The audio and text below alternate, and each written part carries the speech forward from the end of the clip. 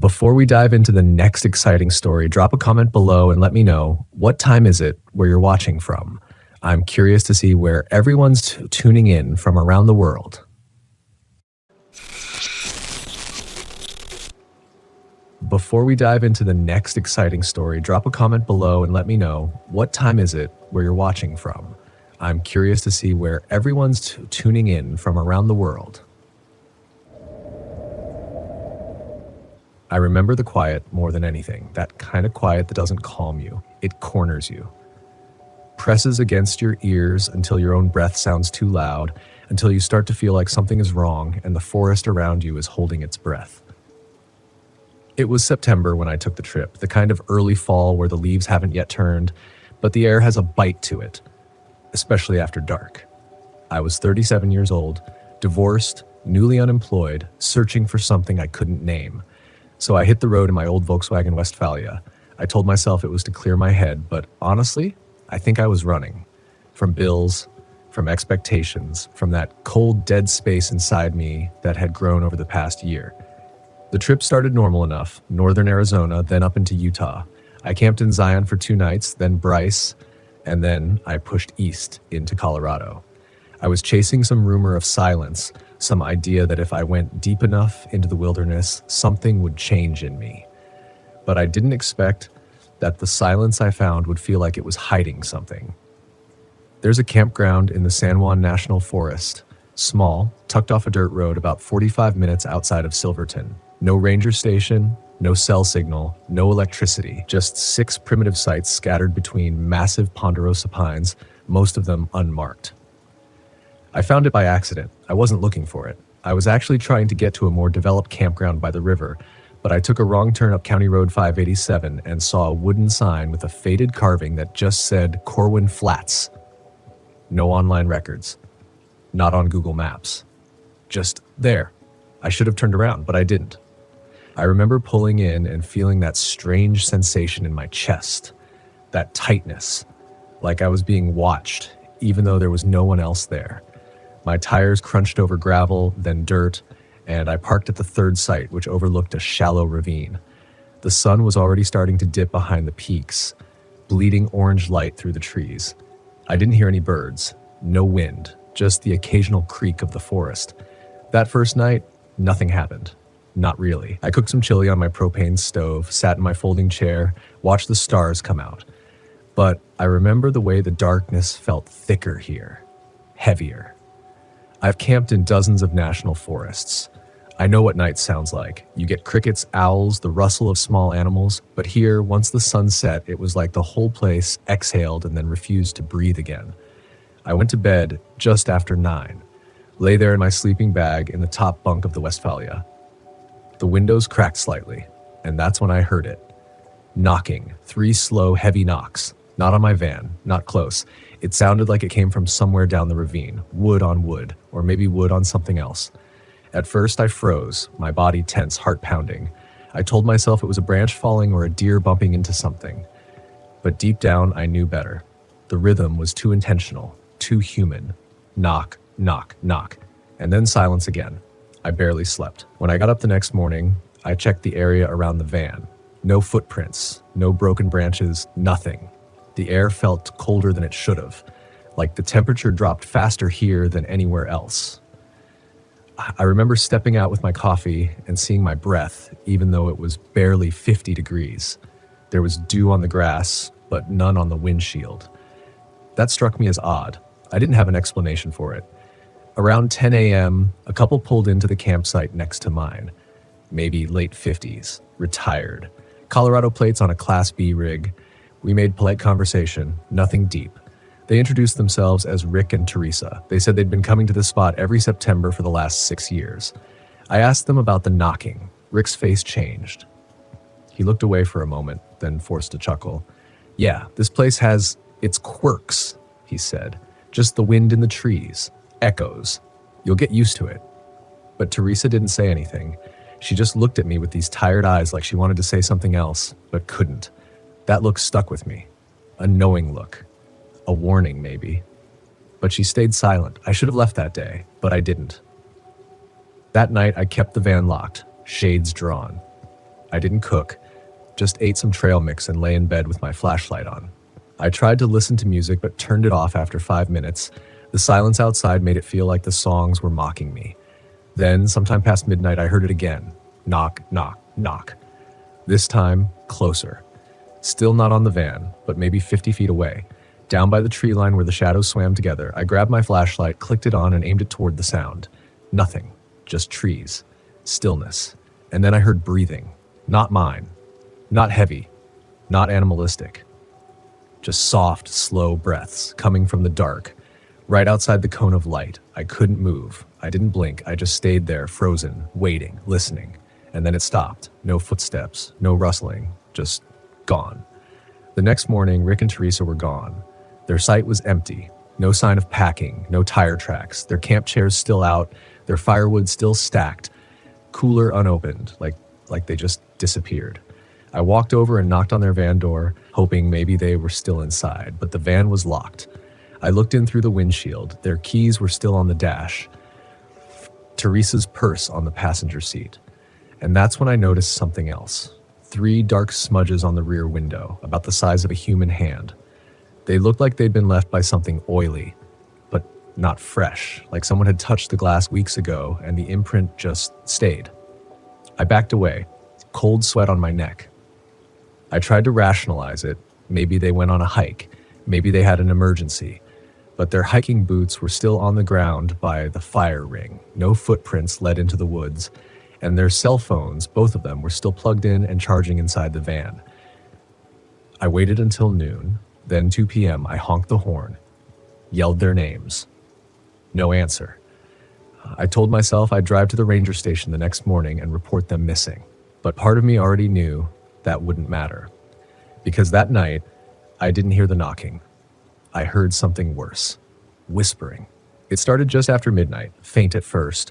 So faint I thought it might be the wind threading through the branches. But then I realized it wasn't moving. It wasn't ebbing or shifting. It was constant. Low, deliberate, like breath carrying words that didn't belong here. I lay there, motionless in my bunk, heart pounding so loudly I thought whatever was out there would hear it. The whispering came from outside the van, near the driver's side window. I could just barely make out a rhythm, like a chant, almost. Not English, not any language I recognized. Just broken syllables whispered again and again right against the glass. I didn't move. I didn't dare even breathe deeply. Then it stopped, abruptly. What replaced it was worse, a dragging sound, something scraping across the ground. Gravel, dirt, something heavy, maybe wet, being pulled just beyond the van's passenger side. I shut my eyes tight, fists clenched under the sleeping bag, praying it was a dream, but the sound continued, slow, irregular dragging. Then, silence again. I must have fallen asleep in that state of terrified paralysis because I woke up at dawn with no memory of drifting off. When I climbed out of the van, the first thing I noticed were the marks. Drag marks in the dirt, arcing past my van and into the tree line behind what had been Rick and Teresa's site. I followed them maybe 15 feet before my chest seized and my breath caught. Footprints. Bare. Human. Leading back from the trees to the van. But not mine. They were too wide, toes spread like someone had been walking barefoot through wet mud. Only there hadn't been any rain. And there was something else. All the birds were gone. I hadn't realized until that moment. No cause, no rustling, just stillness. Again, like the forest was afraid to speak. I didn't pack up right away. I don't know why. I think fear messes with your mind that way. It tells you to stay where you are because at least where you are is familiar. The unknown, even when it's your salvation, feels like a trap. So I made coffee. I sat in my van, windows up, doors locked, engine off, and just listened. Around 8 a.m., I heard an engine. Relief washed over me like a flood. A silver pickup appeared at the far end of the access road, a Forest Service truck. The man who stepped out wasn't wearing a ranger uniform, though. Just jeans and a Carhartt jacket with an old U.S. Forestry badge stitched above the chest pocket. He walked toward me slowly, deliberate, like he already knew what I was going to say. "You all right?" he asked. I opened my window halfway. "There was a couple here yesterday. In the Class B, Rick and Teresa. They're gone. They left everything behind." He nodded, not surprised, not confused. "Y'all should move on," he said. This area, it doesn't hold people right. Sometimes it lets them in, sometimes it doesn't let them go. That stopped me cold. I stared at him, waiting for some kind of smirk. Some sign that he was joking, but his face stayed stone flat. He had crow's feet, deep ones, and eyes like glass, reflective, but nothing behind them. "You know about this place?" I asked. He looked toward the woods, his mouth opened slightly, then closed, like he was about to lie, then decided against it. "Corwin Flats wasn't to be on any map," he said. "There was a town here a long time ago. Mining camp before Silverton even existed. 1870s. A dozen cabins, a church. Then people started vanishing, one by one. They blamed the Utes, then the forest, then each other. By the time anyone sent help, the whole town was empty, every soul gone." He turned and looked me in the eyes. "They found the church bell half a mile up a pine tree. No footprints, no signs of struggle, just silence." That silence again. I didn't respond. My throat was dry. My hands were shaking on the steering wheel. He took a step closer. "You saw something, didn't you?" I nodded. He lowered his voice. "You didn't answer it, did you?" "Answer what?" I asked, confused. He hesitated. Then he stepped back. "Good," he said. "Don't, and don't follow it. If you hear your name at night, don't answer, no matter who it sounds like." And with that, he walked back to his truck. Didn't take notes, didn't inspect Rick and Teresa's site, didn't ask another question. He just left. I waited for maybe 5 minutes after the sound of his engine disappeared. Then I threw everything in the van, haphazard, messy, pot still half clean, bedding rolled into a ball. I didn't care. I just needed to be gone. As I pulled out of Corwin Flats, I looked in the rearview mirror, and I saw her. Teresa, standing at the edge of the tree line. But her eyes were wrong, too wide, too dark, and she was smiling. Not like someone happy to be found, but like someone who had already decided you were next. I didn't stop. I didn't even slow down. My hands locked on the wheel. I pushed that van harder than I should have. The forest closed behind me like a set of teeth. When I reached Silverton, I drove straight to the sheriff's office. Tried to report the missing couple, gave names, descriptions, even showed photos I'd taken on my phone that morning, photos of their van, their campsite. But when the deputy brought me into the back room to look at the photos, they were gone, not just Rick and Teresa. Their van, their chairs, their cooler, even their fire ring. Nothing in the images but dirt and empty forest. I checked the timestamp, same morning, 7:42 a.m. The deputy gave me that polite, patronizing look I've seen too many times in my life. Told me I must have dreamed it. That maybe I'd been alone too long out there. That maybe I'd seen old remnants of another camper and filled in the rest with my imagination. But I know what I saw. I know what I heard. That night in the Silverton RV park, I kept all the lights on in my van. I didn't sleep, not even a minute. I kept hearing things, faint whispers, just under the frequency of reality. I kept telling myself it was tinnitus, nerves, sleep deprivation. But then I got the text. It was from an unknown number. Just 3 words. "Did you hear?" I didn't reply. I couldn't. I turned off my phone and drove all the way to Durango by sunrise. Then I kept going, south, then east. I drove until the air felt different, until the silence lifted. But it never really left me. Because now every time I park in a new campground, I check the trees first. I listen for the knock. I wait for the whisper. And I remind myself, if I hear my name, no matter whose voice it wears, I do not answer. That rule, it's not just survival anymore. It's something deeper, a kind of covenant. Like once you've heard your name whispered from the wrong place, the world isn't quite what you thought it was. The map tears a little and something older leaks through the cracks. For the next few months, I kept moving, always one step ahead of my own thoughts. Utah, New Mexico, then back through Nevada and up into Oregon. I stayed in state parks, KOAs, sometimes just boondocked in BLM land, far from anything resembling a forest. But I couldn't shake that feeling, the one that started in Corwin Flats. That the world had changed on me, or that I'd crossed into some parallel version of it and never quite stepped back out. There were signs, small ones at first. In Idaho, I woke up to find handprints on my windshield again, wide, flat, like someone had been pressing their face and fingers into the glass while I slept. No footprints, no smudges leading away. In California, I heard knocking again, 3 slow, deliberate knocks, when I parked on a cliff overlooking the Pacific. But I was nowhere near trees. The sound came from beneath me, from the earth itself. And in Montana, I saw her again. Not Teresa. Not exactly, but something wearing her shape. I was parked in a remote section of the Gallatin Forest, miles off trail, no other campers for hours. I'd been off-grid for 3 days. On the fourth night, just after dusk, I heard laughter, childlike, high-pitched, coming from the trees. I didn't move, I didn't get out. I just sat in the driver's seat, flashlight in hand, heart hammering. That's when I saw her. She stepped into view between the trees 20 feet from my van. She was smiling. Her skin didn't move right, like it was floating half an inch above the muscle beneath. And her eyes, they weren't eyes, they were holes, black, bottomless, like the forest had burrowed into her and taken up residence behind her face. She opened her mouth, wide, too wide.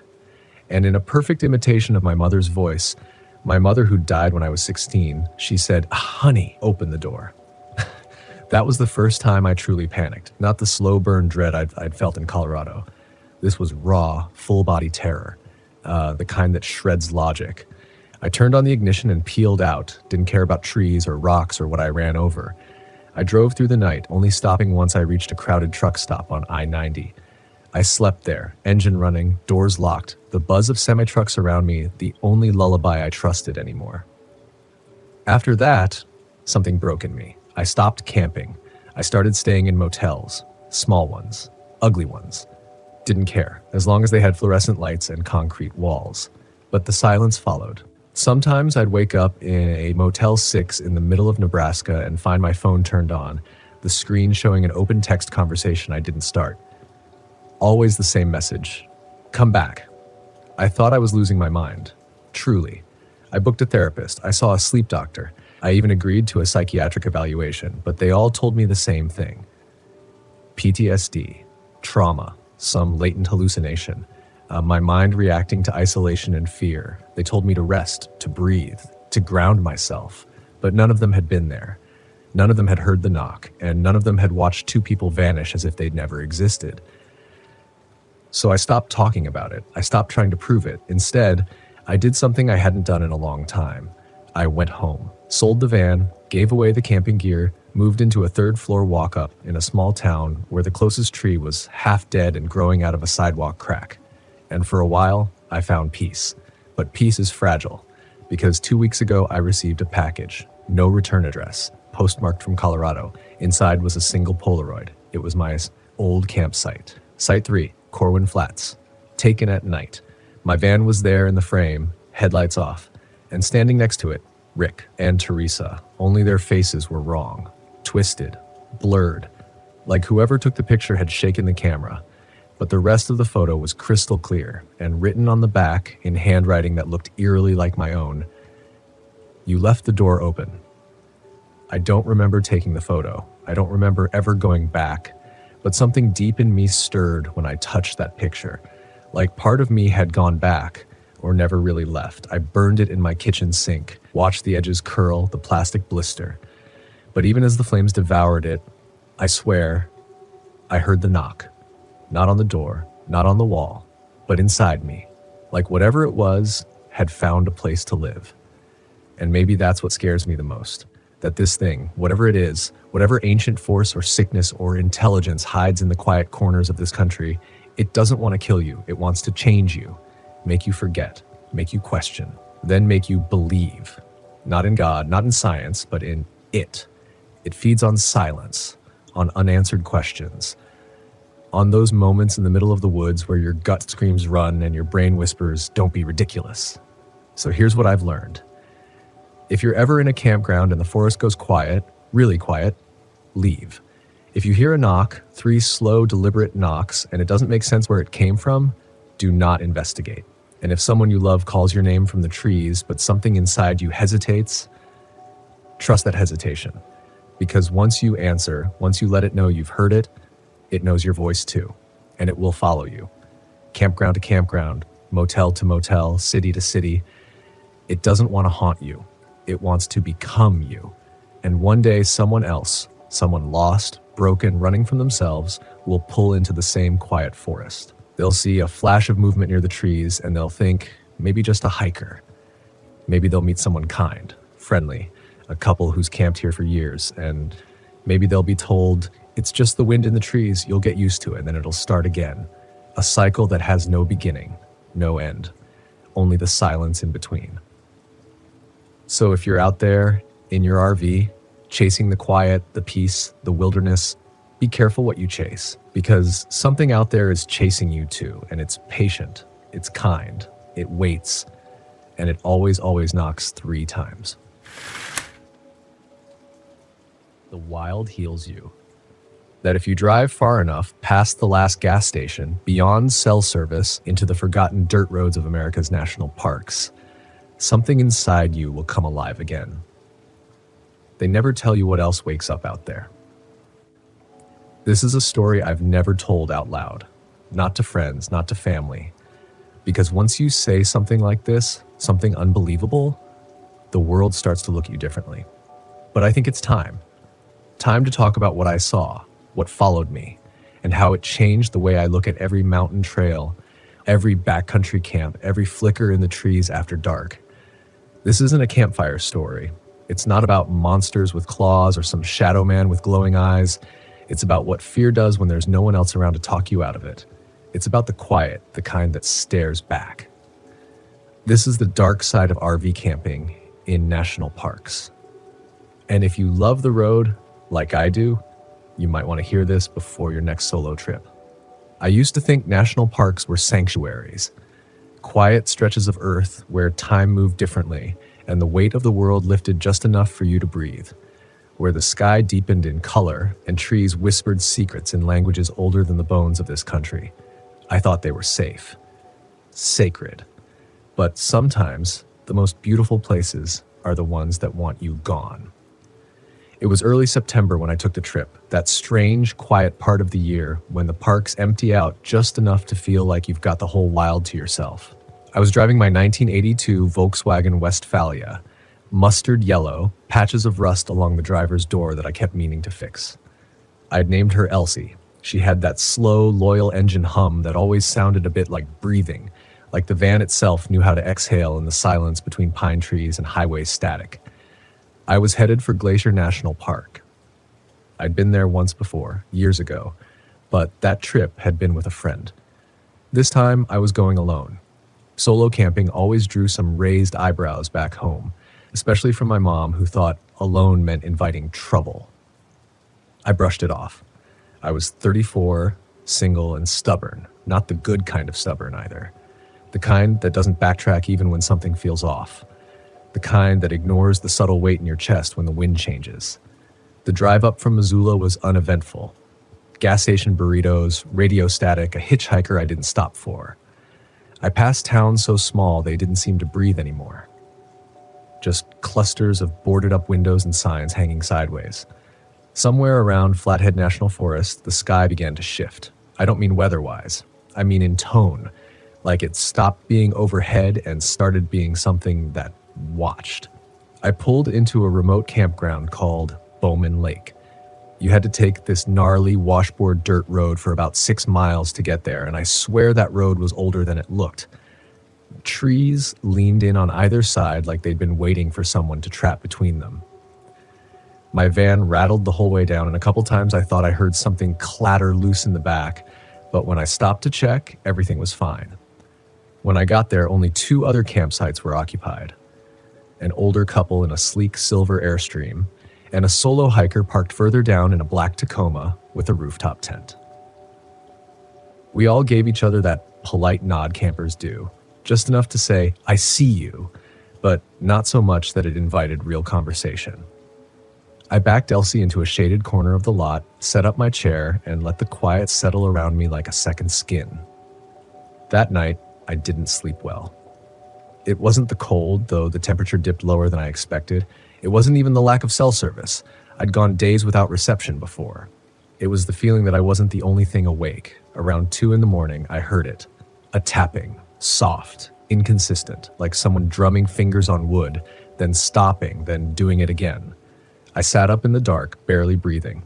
The sound came from the passenger side window, right where the screen was torn. Tap, tap, tap, pause, then a faint scrape like fingernails dragging along the glass. I told myself it was a tree branch, I told myself the wind had shifted and something was brushing against the van, but the air was still. So still it felt heavy, and that scraping sound? It didn't follow any rhythm of nature I'd ever heard. I sat there for a long time, holding my breath in the dark, every muscle in my body locked into place. Eventually, the sound stopped. I didn't sleep, just waited for the sky to lighten through the cracks in the curtains.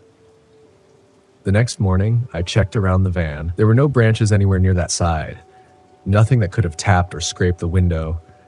Just old pine needles, a few scattered rocks, and the faintest impression of something in the dirt.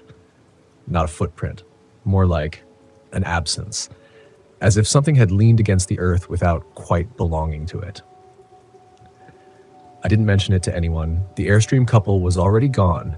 The guy in the Tacoma was hiking, his truck sealed up tight. I told myself I was being paranoid, that I'd imagined it. I even laughed a little out loud just to make the fear feel smaller than it was. That's the thing about camping alone. The stories you tell yourself matter more than what's actually true. I stayed another night. I shouldn't have. I built a fire early, trying to make the shadows seem less tall. Read a paperback I didn't care about. Drank one too many beers and pretended I wasn't listening for sounds that didn't belong. But around midnight, the temperature dropped fast, like someone had pulled the warmth straight out of the air. The fire went out quicker than it should have. Not choked, snuffed. Then the knocking started again. Not tapping this time. Knocking. Slow, deliberate knocks on the back panel of the van. 3 of them. I froze. My breath caught somewhere between lungs and mouth. Every hair on my arms stood up like they were trying to flee my skin. I turned off the small lantern I'd kept on and sat in the dark, eyes wide, ears straining. Another knock. Closer. On the driver's side now. I wanted to believe it was an animal. I prayed it was a prank. But the rhythm of the knocks, it was too human. Not frantic, not random. Intentional. I slid my hand under the seat and pulled out my camp knife. It felt small, useless, but I gripped it anyway, like it was the only thing tethering me to the idea of safety. I sat there in silence for what felt like hours. I didn't open the curtains, I didn't move, and slowly, the sound stopped. Just stopped. When dawn finally came, I opened the door and stepped out. My legs were stiff, my throat felt raw, I hadn't slept again, my mind was a fog of static and instinct. I looked around the site, heart hammering. There were no tracks, no markings, but something was different. The small dream catcher I kept hanging from my rearview mirror, a gift from a Navajo friend years ago, was lying on the ground, torn. The leather binding sliced clean, like with a blade. I packed up that morning. I didn't even eat breakfast, just loaded everything in, turned the key, and drove without looking back. I didn't tell anyone. Not my mother, not my best friend, not even the guy at the gas station 2 hours south of Glacier who asked if I'd seen any bears. I just shook my head, paid for my fuel, and got back in Elsie without meeting his eyes. Whatever had happened out there wasn't something I knew how to explain, and maybe worse, it wasn't something I wanted confirmed. I was still clinging to the idea that it could have been a trick of the dark, a trick of the nerve, some logical answer I'd missed. But deep down, I knew better. The way the knocking followed the shape of the van, the torn dream catcher. That wasn't the wind. That wasn't a bear. I ended up staying in a motel outside Kalispell that night.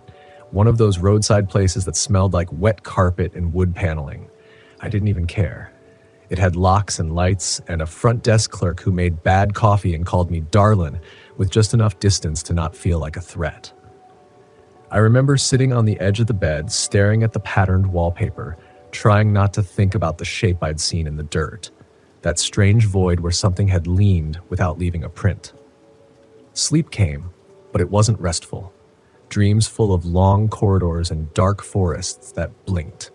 By morning, I had convinced myself I was done with national parks. I didn't say it out loud, but I thought it as I packed the van again. I thought it as I started driving south toward Wyoming. I told myself I'd find a proper RV site with hookups and people and maybe even a laundromat, something civilized, something safe. But then I saw the sign for Yellowstone, and I don't know what made me do it. Maybe it was the same stubbornness that got me into trouble in the first place. Maybe it was pride, or maybe, if I'm being honest, it was something else. A pull. Not like curiosity, not quite, more like a thread tugging at the inside of my chest. I followed the thread. Yellowstone's the kind of place that feels like it's holding its breath. Wide, endless stretches of earth that hiss and steam and tremble without warning. The first time I visited, I remember being stunned by the colors. The iridescent blues and violent oranges of the hot springs, like something pulled from another planet.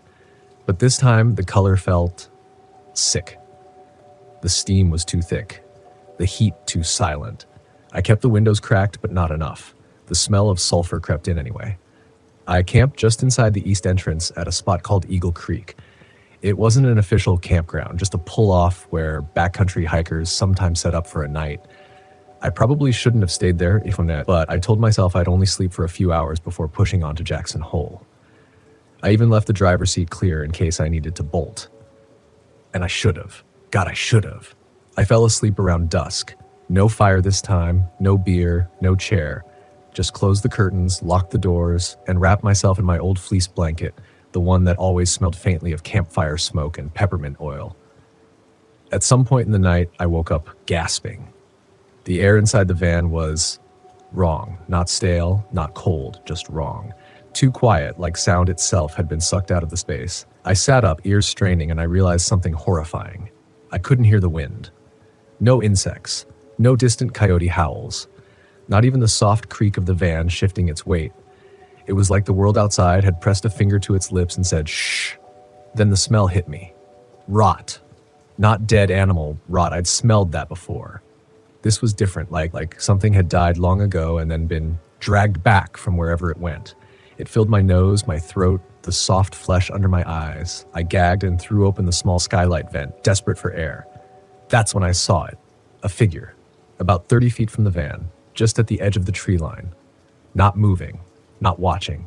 Just there. Tall. Too tall. Its arms hung low, like they didn't quite understand their own weight. The head was tilted at strange angles for us, as if it had been listening to something I couldn't hear. It didn't glow. It didn't shimmer. It just absorbed the dark like a cut in reality itself. I couldn't move, couldn't scream, couldn't blink. Then it took a step forward.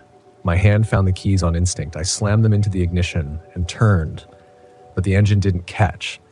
Just that soft, wheezing churn of a van that's unsure whether it wants to live. I tried again. Again. Each click of the key echoed louder than the last. The figure took another step. Not fast, not slow, like it had all the time in the world. The smell inside the van intensified. My eyes watered. My heart thudded against my ribs so loud I swore it would wake the thing outside. One more try. I whispered to Elsie like a prayer. Come on, girl, just once, please. She turned over on the third try. Engine grumbling, lights sputtering to life. I didn't look out the window, just threw the van in gear and peeled out of the sight so fast I nearly slammed into a tree. I didn't stop driving until I reached a KOA 3 hours south. Full lights, full people. I parked between 2 Class C rentals from Colorado and didn't even bother with the curtains. I needed to see the world again. I needed proof that it was still there. I stayed at that KOA for 2 nights. Slept during the day, stared at the ceiling all night. I kept trying to rationalize it. Maybe I was dehydrated, maybe it was sleep paralysis, maybe there was some strange geothermal gas pocket near the creek that was messing with my senses. But nothing stuck. Nothing explained the way the air had been empty. Nothing explained the rot. And nothing explained the dream catcher that had once again gone missing. This time entirely. Just a small indent in the dust where it used to hang. I stayed parked between those 2 Class C motorhomes like they were holding the last pages of my sanity together. I barely spoke to anyone, didn't use the communal kitchen, didn't check out the trail map tacked to the corkboard outside the check-in office. I just sat, eyes wide at night, watching shadows crawl along the inside of my windshield, daring them to move wrong. The third morning, something shifted. I woke up before sunrise. Not to a sound, not to a smell, but to a feeling, like the very idea of dread had curdled in my gut. And for the first time in days, I remembered something that had never quite registered the night before. The thing had no face. I couldn't explain how I knew it. I hadn't seen it clearly. But in my mind's eye, every time I revisited that moment, the figure standing at the edge of the trees had a void where a face should have been. Not a blur, not a shadow, a space. like the world had skipped a detail, like a skipped frame in a film reel. I left the KOA that day, not because I wanted to, but because staying in that little safety pocket made me feel like prey. Like hiding was an admission that I was being hunted. I drove without GPS, without a real plan. Just headed east, letting the road unwind ahead of me in long, tired stretches. The mountains softened into plains, pines gave way to brittle trees and flat, wind-skinned horizons. Eventually, I found myself on the edge of Badlands National Park, South Dakota. An alien place, dry, jagged, hollow-boned, and wide open. I told myself this would be the last stop, one night, then home. I'd push through the rest of the drive in 2 long hauls. I was done pretending I was out here for leisure. I just wanted to get back to something real, something solid. But I needed a final night, a bookend, something to say, it's over now. I picked a free dispersed site near Sage Creek, the kind with no bathrooms, no water, just a dirt pullout near the edge of a bluff. I arrived late in the day. The sun was low, bleeding orange over a horizon that looked like broken teeth. The wind was constant, not strong, just ever present, like a breath that never stopped exhaling. No other campers, no signs of life at all. Perfect. I ate cold beans out of the can and skipped the fire. I kept the van unlocked that night. I don't know why. Maybe I wanted to feel like I had options. Maybe I just wanted to see what would happen. It wasn't long before I felt it. First, the wind stopped. Just stopped. It was subtle, like a vacuum being sealed in the sky. The kind of silence that has depth. You feel it between your ribs, in your teeth. I turned off my light and waited, sitting cross-legged on the van floor, knife in one hand, flashlight in the other. Then, the temperature dropped. Fast. Like a pulse of cold had slid down from the stars, settling into my lungs and bones. I could see my breath. That wasn't normal, not for September in South Dakota. My hands trembled. And then, the voice. Soft. Not outside the van. Inside. Just a whisper. A single word, spoken directly behind my left ear. Stay. I froze. The sound didn't echo. It didn't ring. It just landed in me, deep and final. I turned with every part of my body screaming, flashlight on, knife up. No one. Nothing. But the smell had returned, and this time it wasn't just rot.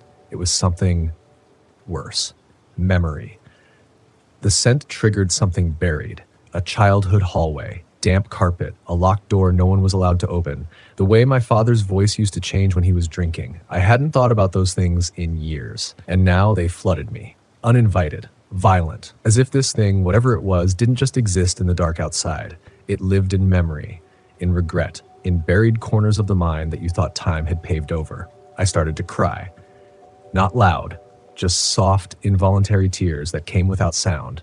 I felt like a child again. Small, helpless, filled with the kind of fear that doesn't need monsters, just silence and the space to grow. And then came the knocking. Just once, on the inside of the sliding door. I didn't scream. I didn't breathe.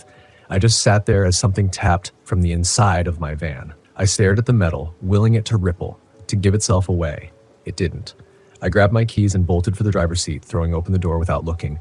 The night outside was endless, moonless, thick with dark. I jumped in, jammed the keys, and turned. Elsie stalled, once, twice. Third try, she started. I didn't even shut the back door. I just drove. That sliding door rattled against its latch the whole way down the dirt road, like something was trying to decide whether to open it from within. When I hit pavement, I didn't stop. I drove all night, only pulling over once to slam the door shut and make sure nothing had followed me out. I kept going until the sun started to rise behind me and the clouds turned pink like torn skin. I got home 2 days later. I didn't unpack for a week. I didn't go back to work.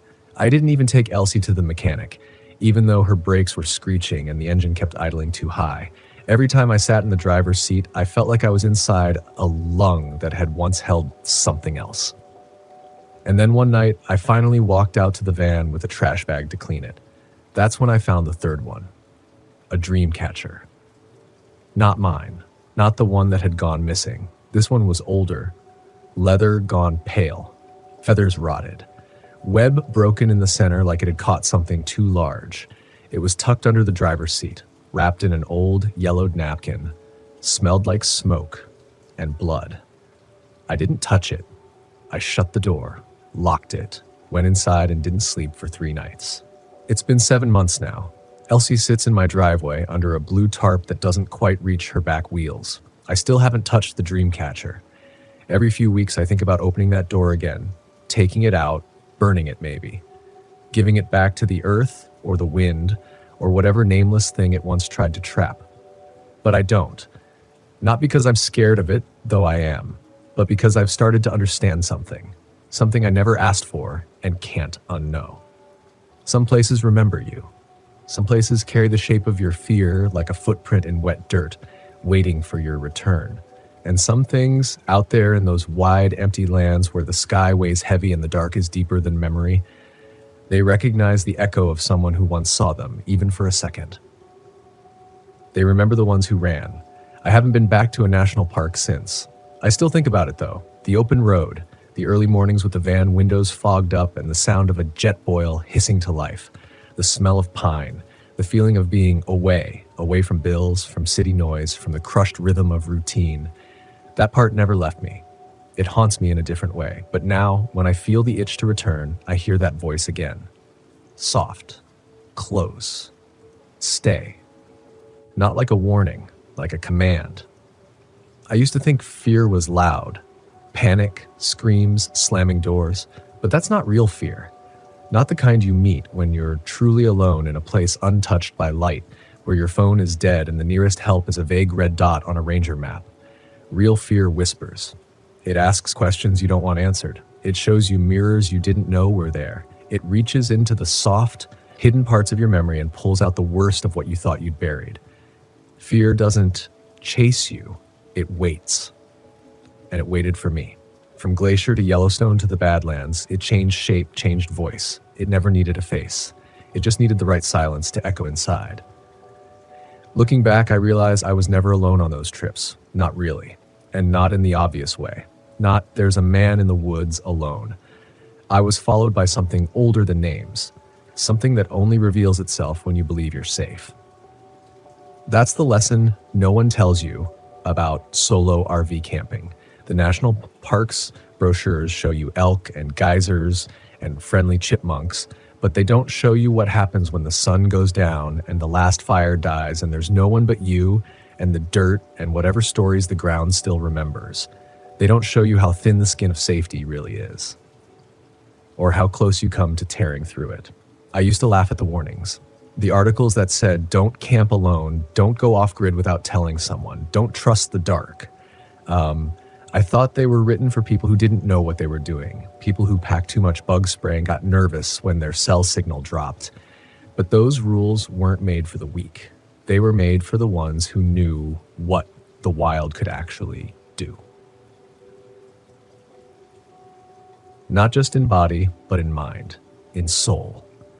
Because here's the truth no one wants to say out loud: nature doesn't care about you. Not in the poetic Instagram caption kind of way, I mean it literally. The wind doesn't care if you breathe. The dirt doesn't mind if it swallows your tires. The shadows in the woods will not flinch at your scream. And worse, some things inside that nature are older than logic, older than maps. Things that don't follow rules or seasons or headlines, things that live between moments, in pauses, in gaps. I met those things. Or maybe just one. And maybe it didn't want to kill me. Maybe it wanted something stranger, to be seen, to be feared, to be remembered. And I do, every day. Even now, writing this, I feel its breath on my neck. Not warm, not cold, just present. I leave lights on in the house now. I keep salt by the door. I burn sage when the wind shifts wrong. I don't believe in superstitions, but I also don't believe in coincidences anymore. Somewhere in that wide open dark, something watched me. And it did not forget. And the truth, I don't want to forget either. Because buried in all of that, the horror, the panic, the silence, there was clarity. The kind that only comes when you're on the edge of something you don't understand. I saw myself out there, stripped of distractions, stripped of pretense. Just a soul in a steel box rolling across land that never asked for me. I saw my own fear take shape, not just in what followed me, but in what I brought with me. Old wounds, old ghosts, regret, guilt, and silence. Maybe that's what it fed on, or maybe that's what it was always made of. I won't pretend to be brave. I still flinch when I hear a knock on the wall. I still check the rearview mirror 5 times when I drive at night. I still dream of the van door rattling open in the windless dark. But I've changed. I respect the silence now. I don't try to fill it. I let it speak, and when it does, I listen. Because I've learned something no map will teach you. No ranger will tell you. No travel blog will admit, not all trails are meant to be walked. Not all campgrounds are meant to be found. And not all things in the wild want you to leave. Some want you to stay forever. It started with the wind, not a storm, not a howl, just wind. The kind that sounds like it's thinking, the kind that slips under your skin and whispers that something's not quite right. We were in the Ouachita Mountains of Arkansas, parked off a narrow forest road most people don't even know exists. Just me, my girlfriend Casey, and our 1986 Volkswagen Vanagon. Her name was Luna, and if you've ever driven one of these old rigs, you know they've got a soul. She groans, she hums, she talks back when the road's uneven. We'd rebuilt her ourselves, spent a summer learning how. She was more than a van. She was our way of escaping a world that never really made room for us. That weekend had been spur of the moment. Casey had just finished a brutal month working nights at the hospital. I'd been freelancing from home, losing more hours to screens than I'd like to admit. We needed something that felt real again. We found a spot 30 miles deep into the forest, a clearing near an old creek bed, flat enough to pitch a tent and just wide enough for Luna to rest under the pines. No cell service, no other campers, just the quiet stretch of a long-forgotten trailhead behind us and the endless hush of the woods ahead. The first night was cold but beautiful. You know the kind. Stars so bright it feels like the skies cracked open. We made chili over the camp stove, sat by a little fire, talked about nothing important. For the first time in weeks, I watched Casey laugh like she meant it. But that wind never stopped. I noticed it more when the fire burned down and the night closed in. Not gusts, just little breezes, brushing the tent walls one way then another, as if the forest itself was shifting its weight. Around 2 a.m., we crawled into the tent. We always brought one, even though Luna had a fold-out bed. We liked being right on the ground sometimes. Part of the earth. The moonlight filtered through the mesh window above us. I remember thinking how silent it was. No crickets, no frogs. Just that wind, moving like it was testing every branch. I couldn't sleep, and I couldn't explain why. There was no sound, but my chest felt tight, like someone was standing just outside the tent, watching. You ever get that? Not fear exactly, more like your body knows something before your mind catches up. Casey was already asleep, breathing soft and even. I didn't want to wake her, so I lay there, eyes open, trying to convince myself it was nothing. Then, just before I drifted off, I heard it. Snap. Not loud, not close, but deliberate. Wood doesn't just snap like that on its own. It didn't sound like wind. It sounded like weight, like something big had stepped on a fallen limb. I held my breath, listened. Nothing. Then another snap, closer. It was the rhythm that got me, not the noise. Whatever was out there, it wasn't curious. It was coming closer in steady, patient steps. One wait, another. I gently touched Casey's arm. She stirred, half awake. "What is it?" she whispered. "I think there's something outside." She froze. We both listened. Silence. Then something. Someone dragged a nail or claw or God knows what across the outside of the tent wall just above where my head was resting. It was so quiet it almost didn't sound real. Casey sat up. We didn't have any weapons with us, just a dull hatchet and a pocket knife. Bear spray was in Luna 30 feet away. I whispered, "Don't move. Just listen." Whoever or whatever it wasn't in a rush. It circled the tent once. Then again, I could hear breathing. Low, slow, too steady to be an animal, too slow to be panic. My hand found the zipper of the tent door, slowly, without sound. I looked out toward Luna. She was parked under the trees, moonlight glinting off the windshield. I could see her, but the shadows between her and the tent were deep enough to hide anything. I couldn't see what was out there, but I knew we were not alone. We were being watched. We sat there frozen, every breath shallow, ears stretching into the silence like antennae.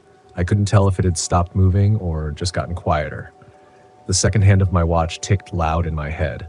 That's how still everything was. Even the wind had gone still, as if the forest itself was holding its breath with us. I wanted to believe it was a bear. I told myself that over and over. Bears sometimes circle tents, but bears don't scratch. They don't drag their claws like that. And they sure as hell don't breathe slow and steady like they're thinking. Casey was whispering something, barely audible prayers maybe, or trying to calm herself. Her hand found mine and held it tight, the kind of grip that says everything she couldn't. Then, a sound I still can't forget. 3 slow knocks. Not on the tent, not on a tree. On the van, 3 times. Measured, deliberate. We both flinched. The sound was unmistakable. Skin against metal, not claws. Knuckles. I opened the zipper just a couple inches. Moonlight spilled across the clearing. Still nothing, but I could feel it out there, just beyond sight. And then I noticed something else. The passenger door was cracked open. We never leave Luna unlocked, ever, especially not when we sleep outside. I remember locking it myself before we got in the tent. I remember the click. Now it was open half an inch, just enough to cast a faint black line in the moonlight. I couldn't breathe.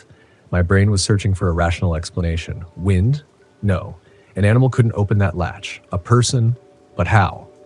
No other cars. No tire tracks. We hadn't seen a soul for hours on the forest road. Something was inside our van. Casey squeezed my hand again, this time harder. Do we run? She mouthed. We couldn't. Between the tent and the van was about 30 feet of open ground. Whoever was out there already knew we were here, and if they'd gone inside Luna, God knows what they were looking for. Then out of nowhere, the horn blared. Short, violent, one single honk like a warning. We both jumped, then silence again. Something was toying with us. And then I remembered. The glove box. We kept an old emergency key in there, taped underneath the flashlight.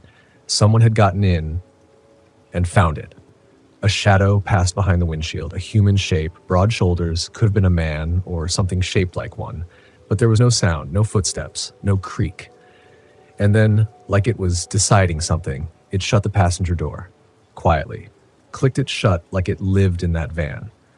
I don't know why, but that moment broke something in me. Not the noise, the calmness. This wasn't a burglar or some crazy drifter. This was a ritual, a message. I zipped the tent slowly, cutting off my view. The moonlight vanished and the dark closed in around us like water. We sat there, not moving, for what felt like an hour. I couldn't hear anything. No footsteps, no voice, just the faint brush of pine needles in the breeze. Then, just when we started to think maybe it was over, a low, dragging sound began around the outside of the tent, like a shovel or a piece of metal scraping the ground in a slow, uneven circle. Around us, once, twice, 3 times. I wanted to scream. I wanted to throw open the flap and run, but I couldn't. Something about that sound, it paralyzed me. Like it was meant to keep us inside. It circled us 7 times, and then it stopped. No footsteps, no rustling leaves, just gone. We didn't sleep. We waited for sunrise like it was oxygen. When the first light broke through the trees, we unzipped the tent with shaking hands. My legs were numb from crouching, but I forced myself up. The clearing looked the same, almost. Luna sat there, quiet, still, but different. The side mirror was twisted backward, the antenna was snapped clean off. And the emergency key? Gone. Inside, nothing was stolen, but everything had been moved. The glove box was open, the flashlight was sitting on the driver's seat, turned off, the rearview mirror had been adjusted, and most unsettling of all, our Polaroid map was torn in half. We used it to mark every place we'd camped. The torn edge split right through the Ouachita Mountains, like something wanted us to know, don't come back. Casey refused to talk on the drive out. We didn't speak for hours, not until we hit the main road again and cell service kicked back in. She looked at me, eyes bloodshot, and whispered, "That wasn't a person." I didn't respond, because I agreed, but I needed to believe otherwise. You have to when the woods start watching. We didn't tell anyone what happened that first week. Not friends, not family, not even each other, really. There are some things so strange, so unexplainable, that putting them into words feels like inviting them back in. We stayed in a cheap motel outside Hot Springs that night, checked in without saying a word. I remember Casey turned every light on and refused to take a shower. She sat on the edge of the bed like a statue, just listening. That was the thing. The silence didn't end when we left the woods. It followed us. Every little creak, every knock on the motel's thin walls made me flinch. That low-level dread I'd felt in the tent, it had lodged itself somewhere under my ribs. I couldn't get it out. The next morning, I went to grab us breakfast from the diner across the street. As I stepped outside, I noticed something weird. The driver's door of Luna was open again. Just barely. Quarter-inch, maybe. I stopped in my tracks. I knew I'd locked it. Inside, nothing had been touched. No windows broken, nothing stolen. But on the center console, where we normally kept receipts and random junk, someone or something had left a single dead crow, laid out perfectly, wings folded, eyes gone. I didn't say anything to Casey, not yet. I just backed out, shut the door gently, and locked it again. That's when I realized we weren't being followed. We'd brought it with us. The next few weeks were off. That's the only word for it. Back home in Little Rock, I'd wake up at night to the sound of scratching. Always around 3 a.m., always on the front door. We lived on the second floor. Casey started losing things, her keys, her wallet, a bracelet her mom gave her when she was a kid, and always, we'd find the missing items outside. On the front step, on the hood of the van, one time inside the mailbox, tied together with a string we'd never seen before. She stopped driving Luna, said it didn't feel like hers anymore. I understood. The van felt inhabited, like we were intruding in something else's space. One night, I worked late and came home after midnight. I parked in our usual spot, stepped out, and immediately heard it. Knock. 3 times. This time it wasn't on the van. It wasn't on the front door. It came from inside the van. I spun around so fast I almost slipped. The van was dark, no movement. But I swear, I saw the outline of someone sitting in the driver's seat. I unlocked it, yanked the door open, ready to fight whoever was there. It was empty. But the driver's mirror was twisted again. And in the footwell, there was another Polaroid, not from us. It was a picture of our tent, taken from a distance, from behind a tree, and we were in it, inside, asleep. I don't know how long I stood there staring at that photo. It was dark, grainy, but it was us, that night, that exact campground. It wasn't just a stranger. It wasn't just a prank. Someone or something had been watching us long before we heard it, long before it scratched the tent. It had been there, waiting. I finally told Casey everything. She didn't speak for a full minute after I showed her the photo. Just sat down on the kitchen floor, back against the cabinet, staring at it. Finally, she said, "We have to get rid of it." "The van?" I asked. "No, the thing. Whatever this is, we have to go back." And that's when I realized something that chilled me even deeper than the photo. She wasn't scared anymore. She was angry. We drove back to the Ouachitas 2 days later, loaded up Luna with all our gear, everything we'd had that night, same stove, same tent, same sleeping bags, same boots.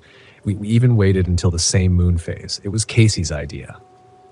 She said if we wanted to break whatever this was, we had to recreate it, make it come back, and finish it. The whole drive there, I felt like I was marching into my own grave, but some part of me understood. Some things don't leave you alone until you face them. We got to the same clearing just after sunset. Nothing had changed, not one branch. I half expected the van to stall out or the trail to be blocked, but it wasn't. It welcomed us back like we'd never left. We didn't build a fire this time, just pitched the tent, sat in silence, waited. The wind came first, of course, then the unease, the chest-tightening silence, the sound, not footsteps this time, breathing, that same slow, steady breath just beyond the tent wall. We stayed inside, didn't move, didn't speak. Casey unzipped the door and stepped out first, and that's when we saw it. Not a person, not really an animal either, something in between. Tall, gaunt, wrapped in what looked like tree bark and fur woven together in crude layers. Its head was covered in a hood of antlers and branches, like a costume or a warning. It didn't move, just stood there, watching. In its hand, it held something small. It bent down slowly and placed it on the ground. Then it turned, melted back into the trees without a sound. We stood frozen for what felt like hours. Finally, I walked to where it had left the object. It was the emergency key. Wrapped in string and beside it, burned into the dirt, 7 perfect circles. I didn't touch the key, neither did Casey. We stood there in that clearing, under a sky full of indifferent stars, staring down at the thing like it was radioactive. The key was ours, sure, but the message wasn't. The 7 circles weren't just markings. They were deliberate, burned into the earth like a signature. Not random, not ritualistic in the traditional sense. No, this felt more personal, like it was telling us, you were seen, you were judged, and now you're free. Or maybe not. Maybe it was warning us that freedom came at a price. We packed up that night without sleeping. No part of me wanted to stay until dawn. And when I looked at Casey, I saw something in her I hadn't seen since this started. Relief, but not peace. We didn't talk much on the drive home. Just the occasional glance, just to make sure we were both still there, still real. I kept checking the rearview mirror, expecting to see it. That shape, those antlers, that bark-covered figure just standing in the middle of the road like a mile marker from a nightmare. But we didn't see it again. Not that night. Not since. Back home, things went still. No knocks, no missing items, no more rearranged mirrors or silent photographs on the dashboard. It was as if it had passed through us and gone back to wherever it came from. But I don't think we'll ever be the same. The truth is, I don't even know what it was. People throw around words like Wendigo, Skinwalker, Forest Spirit, and yeah, I looked into all of them. Late nights, cold coffee, forums full of stories that read like ours. But those words, they're just clothes we put on the unknown so we can sleep at night. What we met out there, it wasn't just a being, it was a presence, a weight, something old, patient, watching, not interested in hurting us unless we disrespected it, unless we didn't listen. And that, I think, was the difference. That first night, we were clueless, tourists in someone else's church. But the second night, we showed up like pilgrims, with fear, with respect, and maybe that's why we're still here. A few months later, we took Luna out again. Not to the Ouachitas, never again, but to the Great Smoky Mountains. Somewhere softer. We were cautious, of course. We camped in designated areas, checked in, slept inside the van that time, but still, something had shifted in us. Camping wasn't about escape anymore. Not really. It was about recognition. Recognition that this country, its wilderness, its dark pockets of forgotten forest, is not empty. It is alive. And not just with deer and raccoons and bears, but with memory, with eyes, with things we were never meant to understand, only respect. I'll never forget the final night of that Smokies trip. We were parked at a quiet site just off an old logging road, no one else around for miles. Just fog, owls, and the sound of Luna ticking as she cooled off from the day's drive. Casey had just drifted off in the back. I was wide awake, listening again, always listening now, and I heard it, a single knock. Soft, barely audible. On the back panel of the van, I froze. Heart in my throat. I waited, but nothing followed. No footsteps, no breath, no circles, just that one knock. Like a memory reaching through the metal, like a reminder. I didn't get out, I didn't look, I just whispered, "We remember." And eventually, I slept. I think about that first trip a lot, the fear, the confusion, the crawling sense that we'd stumbled into something ancient. But more than that, I think about the choice we made, to go back, to face it. Not because we wanted to play hero, not because we had something to prove, but because deep down, some part of us knew. You don't outrun the woods. You earn your way out by returning, by listening, by respecting the silence that answers when you ask too many questions. Sometimes I think about people new to camping, the weekend wanderers, the couples with the shiny new sprinters and Instagram filters and matching enamel mugs. I wonder what they'll do when the fire goes out and something starts circling their tent. Will they hear it? Will they feel it? Will they treat it like another creepy story? Or will they understand the way we did too late that not all stories are fiction? That sometimes the woods aren't haunted. They're just waiting to see who you are, waiting to decide if you get to leave. I still have the torn map, the one that was split right through the Ouachitas. I taped it back together, hung it above Luna's bed like a wound that healed but left a scar. Every time I look at it, I remember those circles, the key, the silence. And I wonder how many other people out there have heard the knocks. How many woke up and saw the door cracked open, the mirror moved, how many walked away, and how many didn't. I don't think I'll ever forget the feeling of stepping out of my RV that first night in the desert, just north of Chloride, Arizona. You hear people talk about silence like it's some kind of peace, but that wasn't peace. That was a silence that waited, like something listening for you before it made itself known. I'd been traveling solo since March. After a divorce that cut me clean in half and a job that stopped feeling like a purpose and more like a cage, I cashed out, bought a used Winnebago with over 100,000 miles on it, and hit the road. I told myself I was chasing clarity. I didn't know then that clarity has its price, and sometimes it demands a pound of flesh before it gives you anything real. The American Southwest had always called to me, something about its wide, brutal openness, the kind of land that doesn't pretend to care whether you survive it. I'd read about the ghost towns, those mining settlements that had boomed and collapsed over 100 years ago, now left to blister in the heat and sand like they were ashamed of the lives they used to hold. That first night in Chloride was supposed to be a layover, nothing more than a place to rest the wheels, cook up something canned, and get back on the road by sunrise. But as I pulled into the gravel patch on the edge of what used to be the town center, I felt watched. Not in the paranoid, someone's following you way. More like I had walked in on something private, something that didn't appreciate the interruption. There was no reception. My phone flickered and died in the first 5 minutes, and the GPS froze somewhere near Kingman. But I was used to that by now. In fact, I kind of liked it.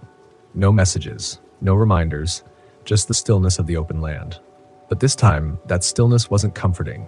The sun had dropped fast, like it was trying to get out of there too.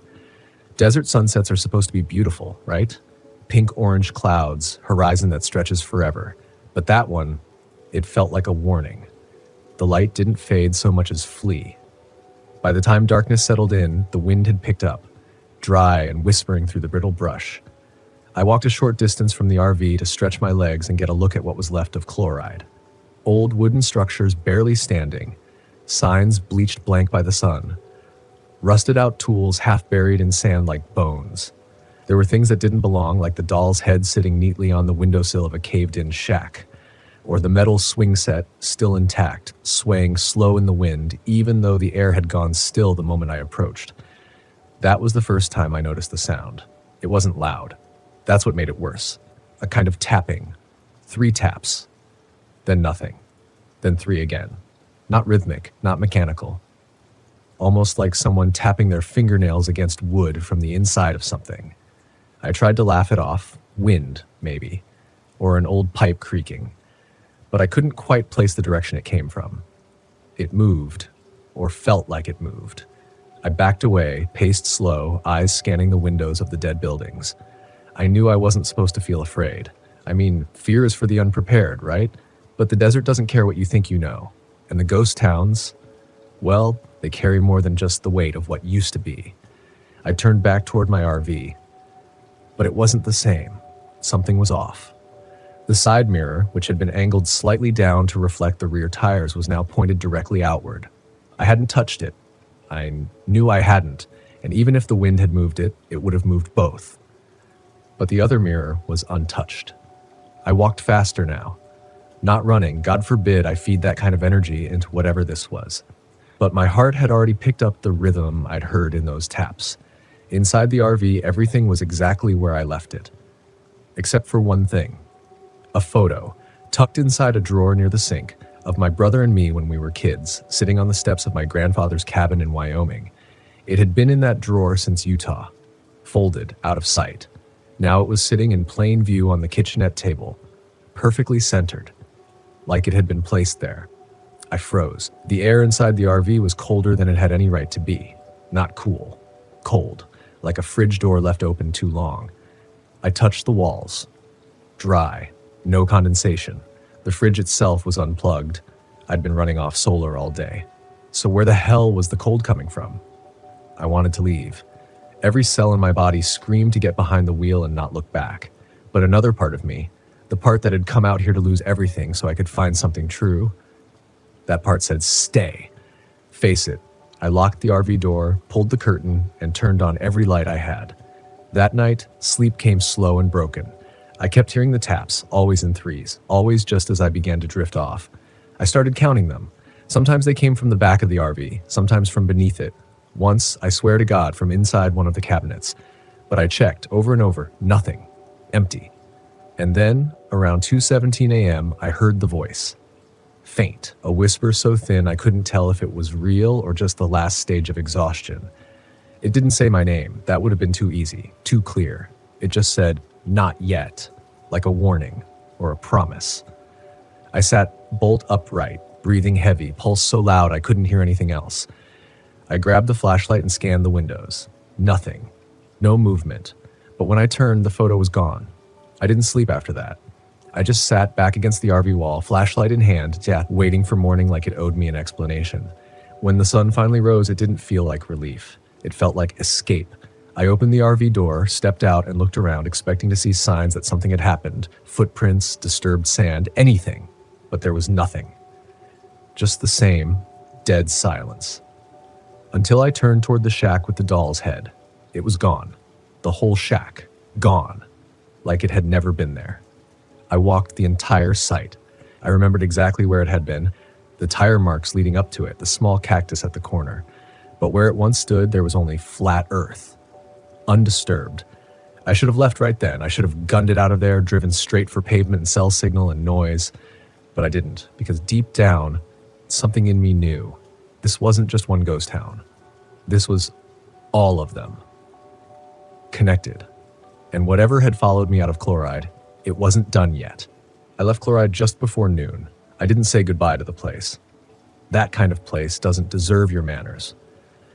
But I did glance in the rearview mirror as I pulled away, just once.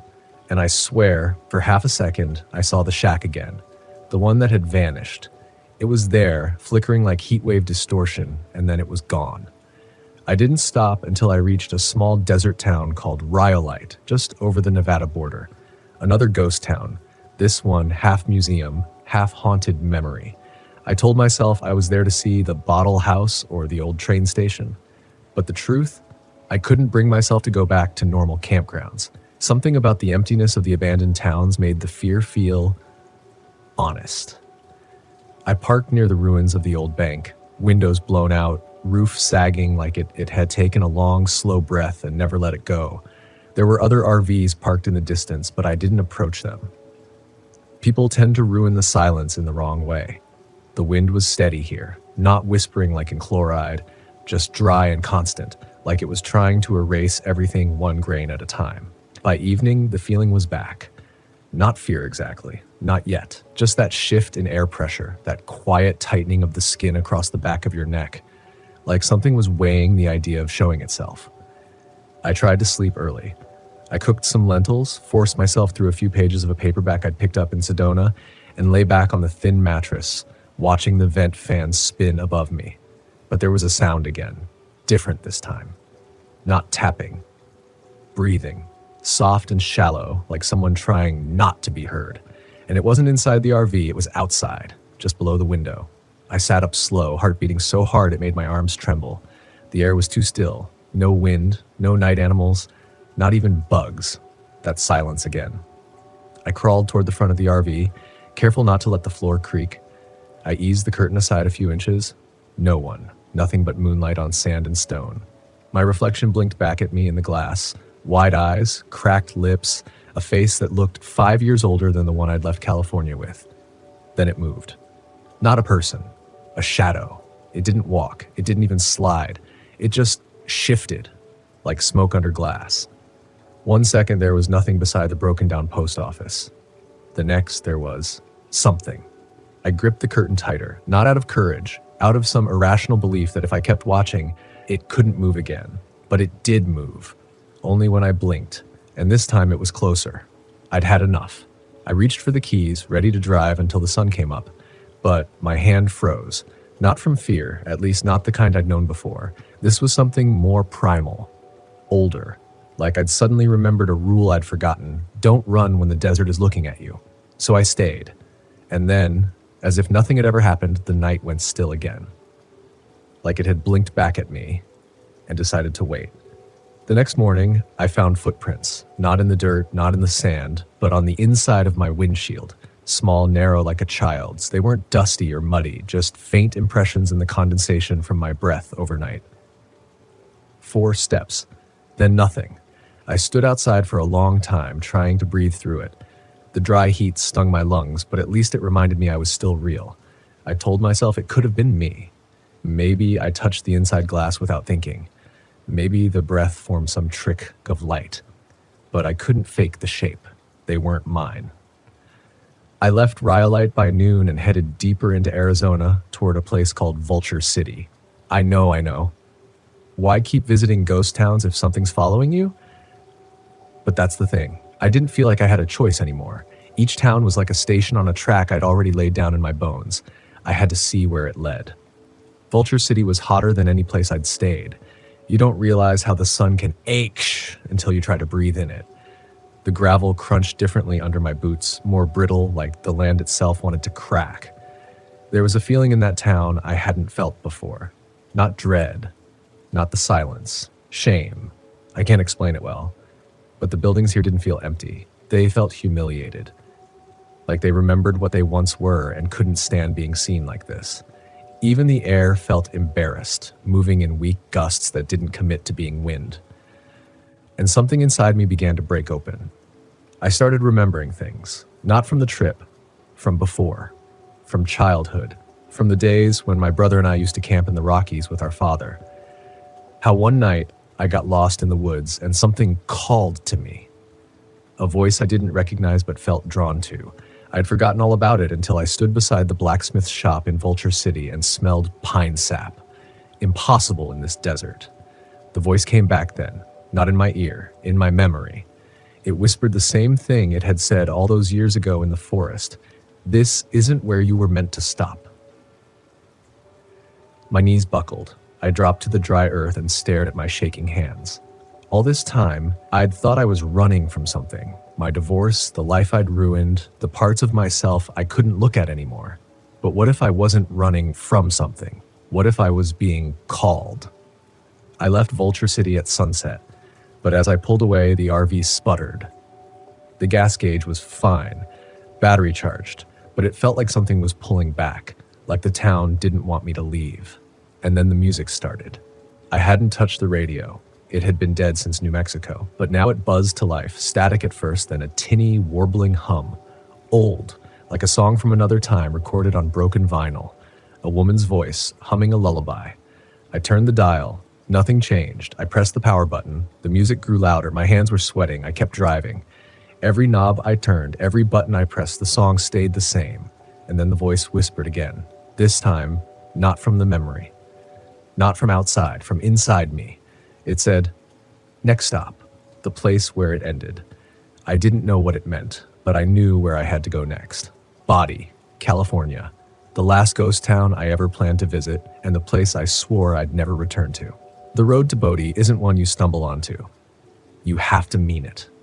After hours of winding desert roads and the slow climb into the high Sierra Nevada, my RV rattled over the last 3 miles of rough dirt washboard, the mountains looming like old witnesses.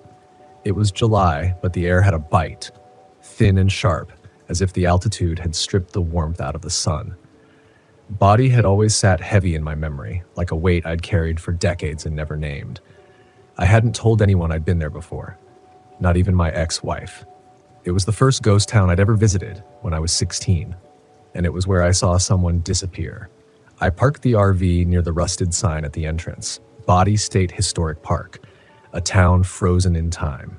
They call it preserved in a state of arrested decay, which is just a poetic way of saying the buildings are falling apart on purpose. But it's not the sagging roofs or shattered glass that make Bodhi feel haunted. It's the pause, like the whole town is holding its breath. Back then, my uncle had taken me and my brother on a trip through California's old mining settlements. A kind of history tour, he said. I remember it was colder than it should have been for July even then. I remember the wind sounding like it carried more than just air. And I remember the girl. I'd only seen her for a second. Standing between 2 buildings, her dress old-fashioned, her face turned just enough that I never saw her eyes. My brother called out to her, thinking she was part of some museum reenactment, but when we turned the corner, she was gone. And then, so was he. Only for 3 minutes. Long enough to make the blood drain from my body. Long enough for me to scream myself hoarse. I found him in the schoolhouse, standing in front of the chalkboard, his hand hovering over something written in dust. You came back. He didn't remember walking there. He didn't remember seeing her. And we never talked about it again. Until now, I hadn't either. But something had led me here, back to the start.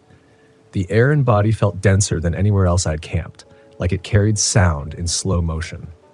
I walked the wooden boardwalks in the late afternoon, boots thudding dully on dry planks.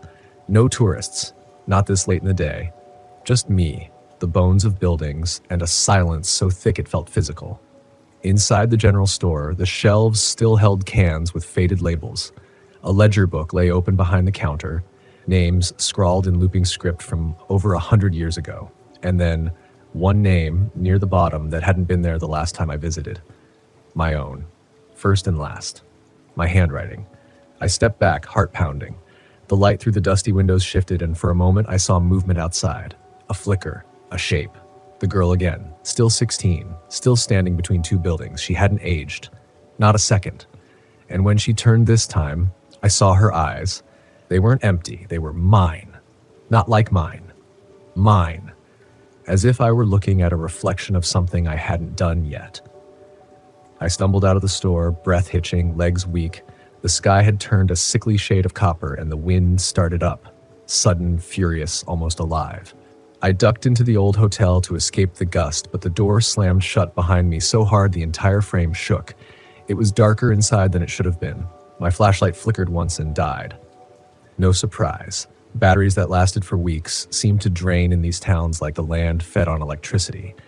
I found the staircase and started climbing, hand against the wall to steady myself. Each step groaned under my weight, and halfway up I heard it, the lullaby. That same warbling, broken melody from the RV radio in Vulture City.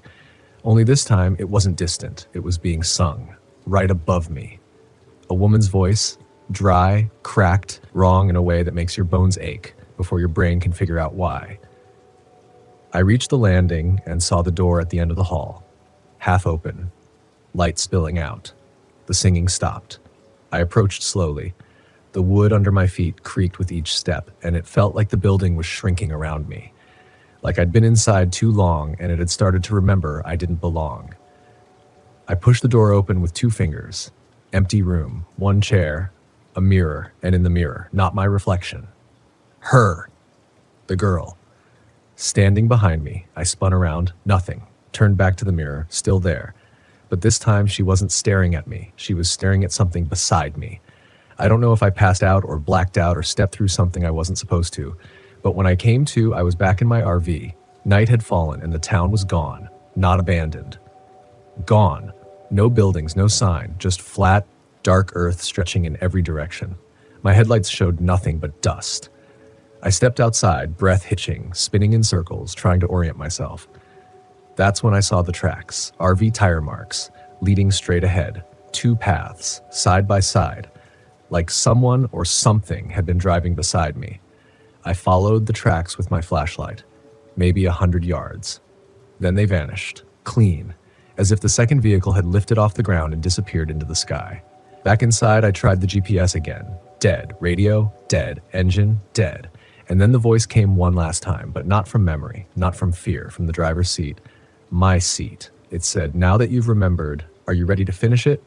I didn't answer the voice. I didn't have to, because the truth was already heavy in my chest. I'd been finishing it the moment I left home. From the first campground in northern Arizona, from the first strange silence, the first shadow that wasn't supposed to move. I hadn't been searching for ghost towns. I'd been summoned. Not by spirits, not by curses, but by something more intimate. Something old and buried and patient. Memory. We don't always realize it, but the places that haunt us aren't always the ones filled with screams. Sometimes they're the ones filled with silence, and silence is just memory waiting to be heard again. I sat in that dead RV under the desert stars, not knowing if the world had shifted or if I had.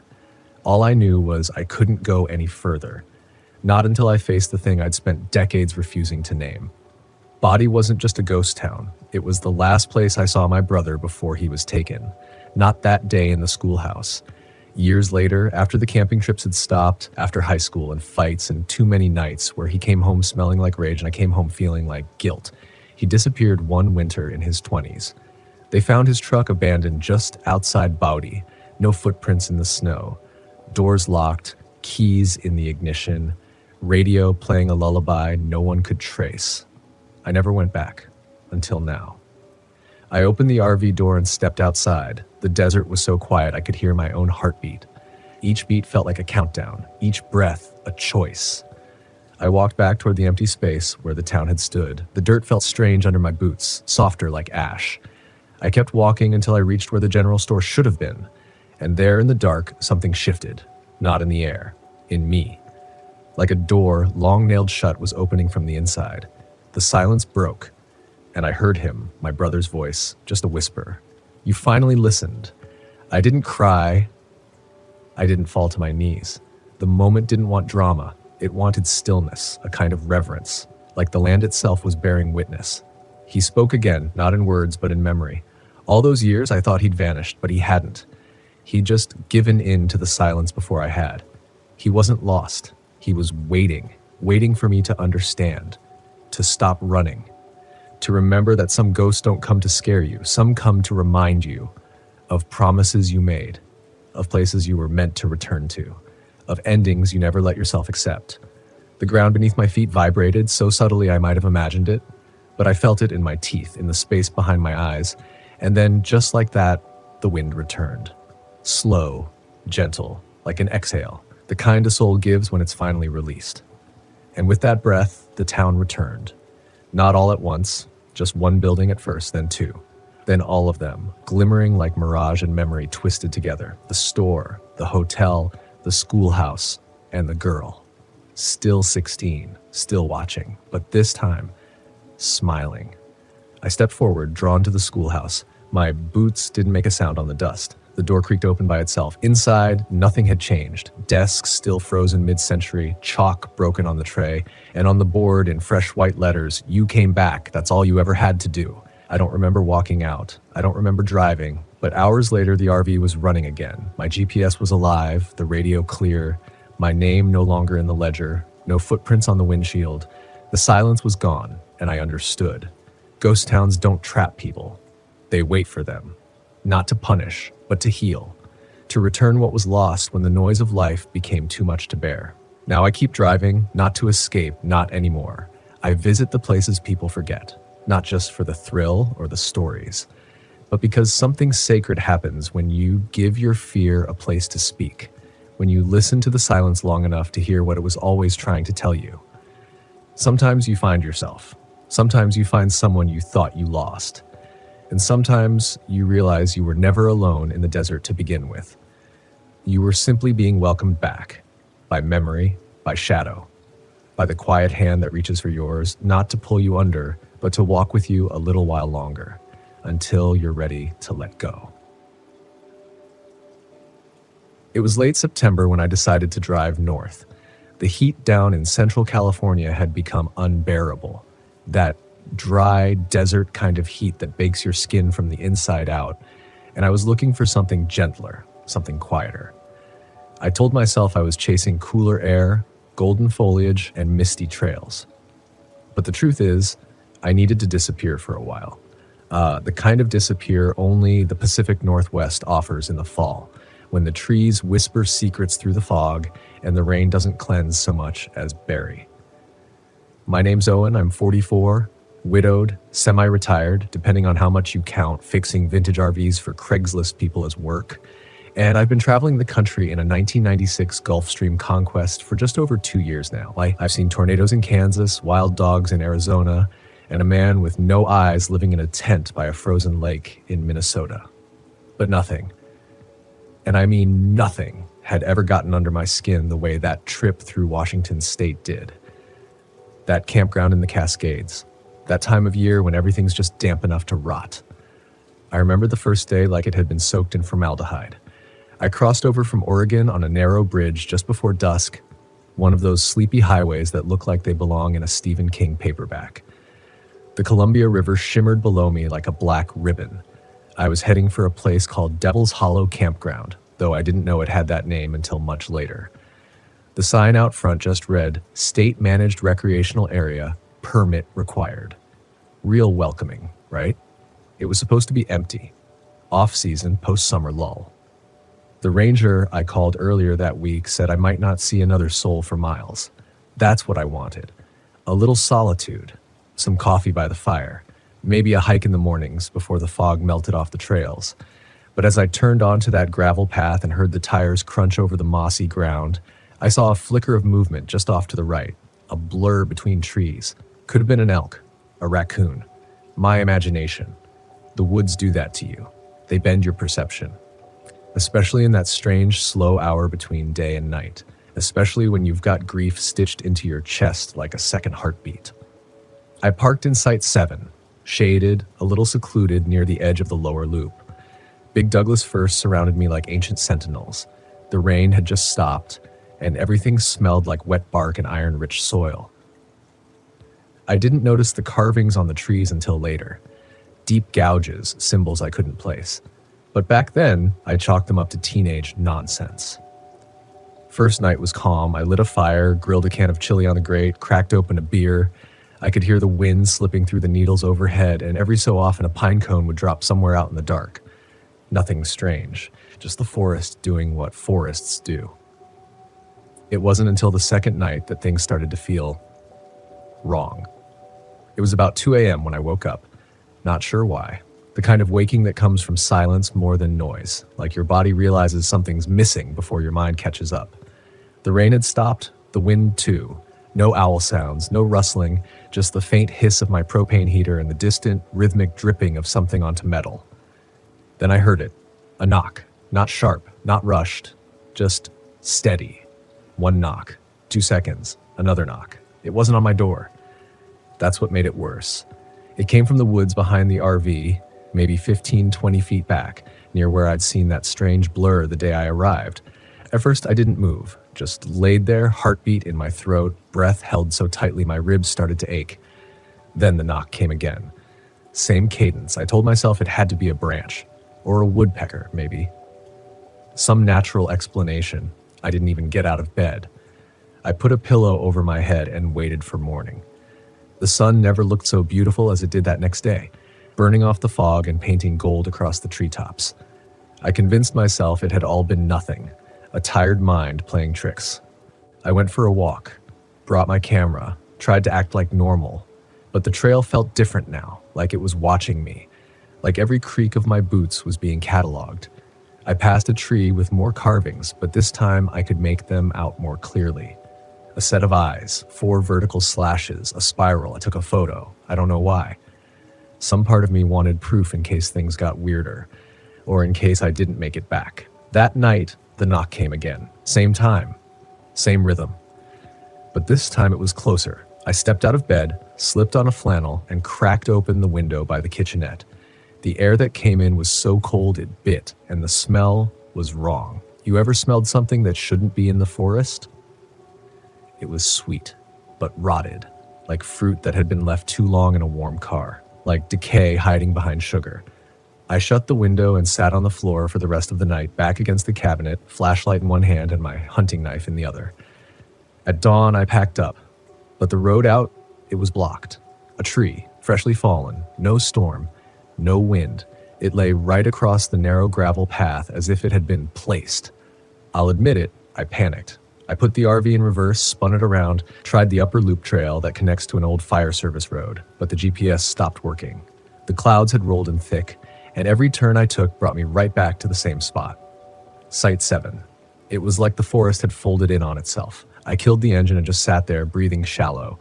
The woods didn't feel like woods anymore. They felt like something else. Something ancient and aware. Around 3 p.m., I heard voices. Distant. Echoed. A woman's voice. And then a child's. Laughing. No one should have been there. Not in late September. Not in a campground that hadn't seen campers in weeks. I grabbed my flashlight, my knife, and walked toward the sounds. I know, every horror movie cliche, right? But when you're alone and afraid, the worst thing is waiting. You'd rather do something, anything, than sit in your fear. The laughter led me deeper into the trees. The moss got thicker underfoot, the air colder, and then, just like that, the voices stopped. I turned around and couldn't find the trail. It was like the forest had shifted behind me the second I looked away. The trees stood too close now, the light thinner, like it had been squeezed between fingers. My footprints in the moss had vanished. I wasn't even sure which direction the RV was in anymore. The woods were so quiet, so still, it felt like sound itself had abandoned me. I called out just once. Hello? Nothing. Not even birds. Just that same smell, sweet, fermented, wrong, riding the air like a ghost that couldn't quite die.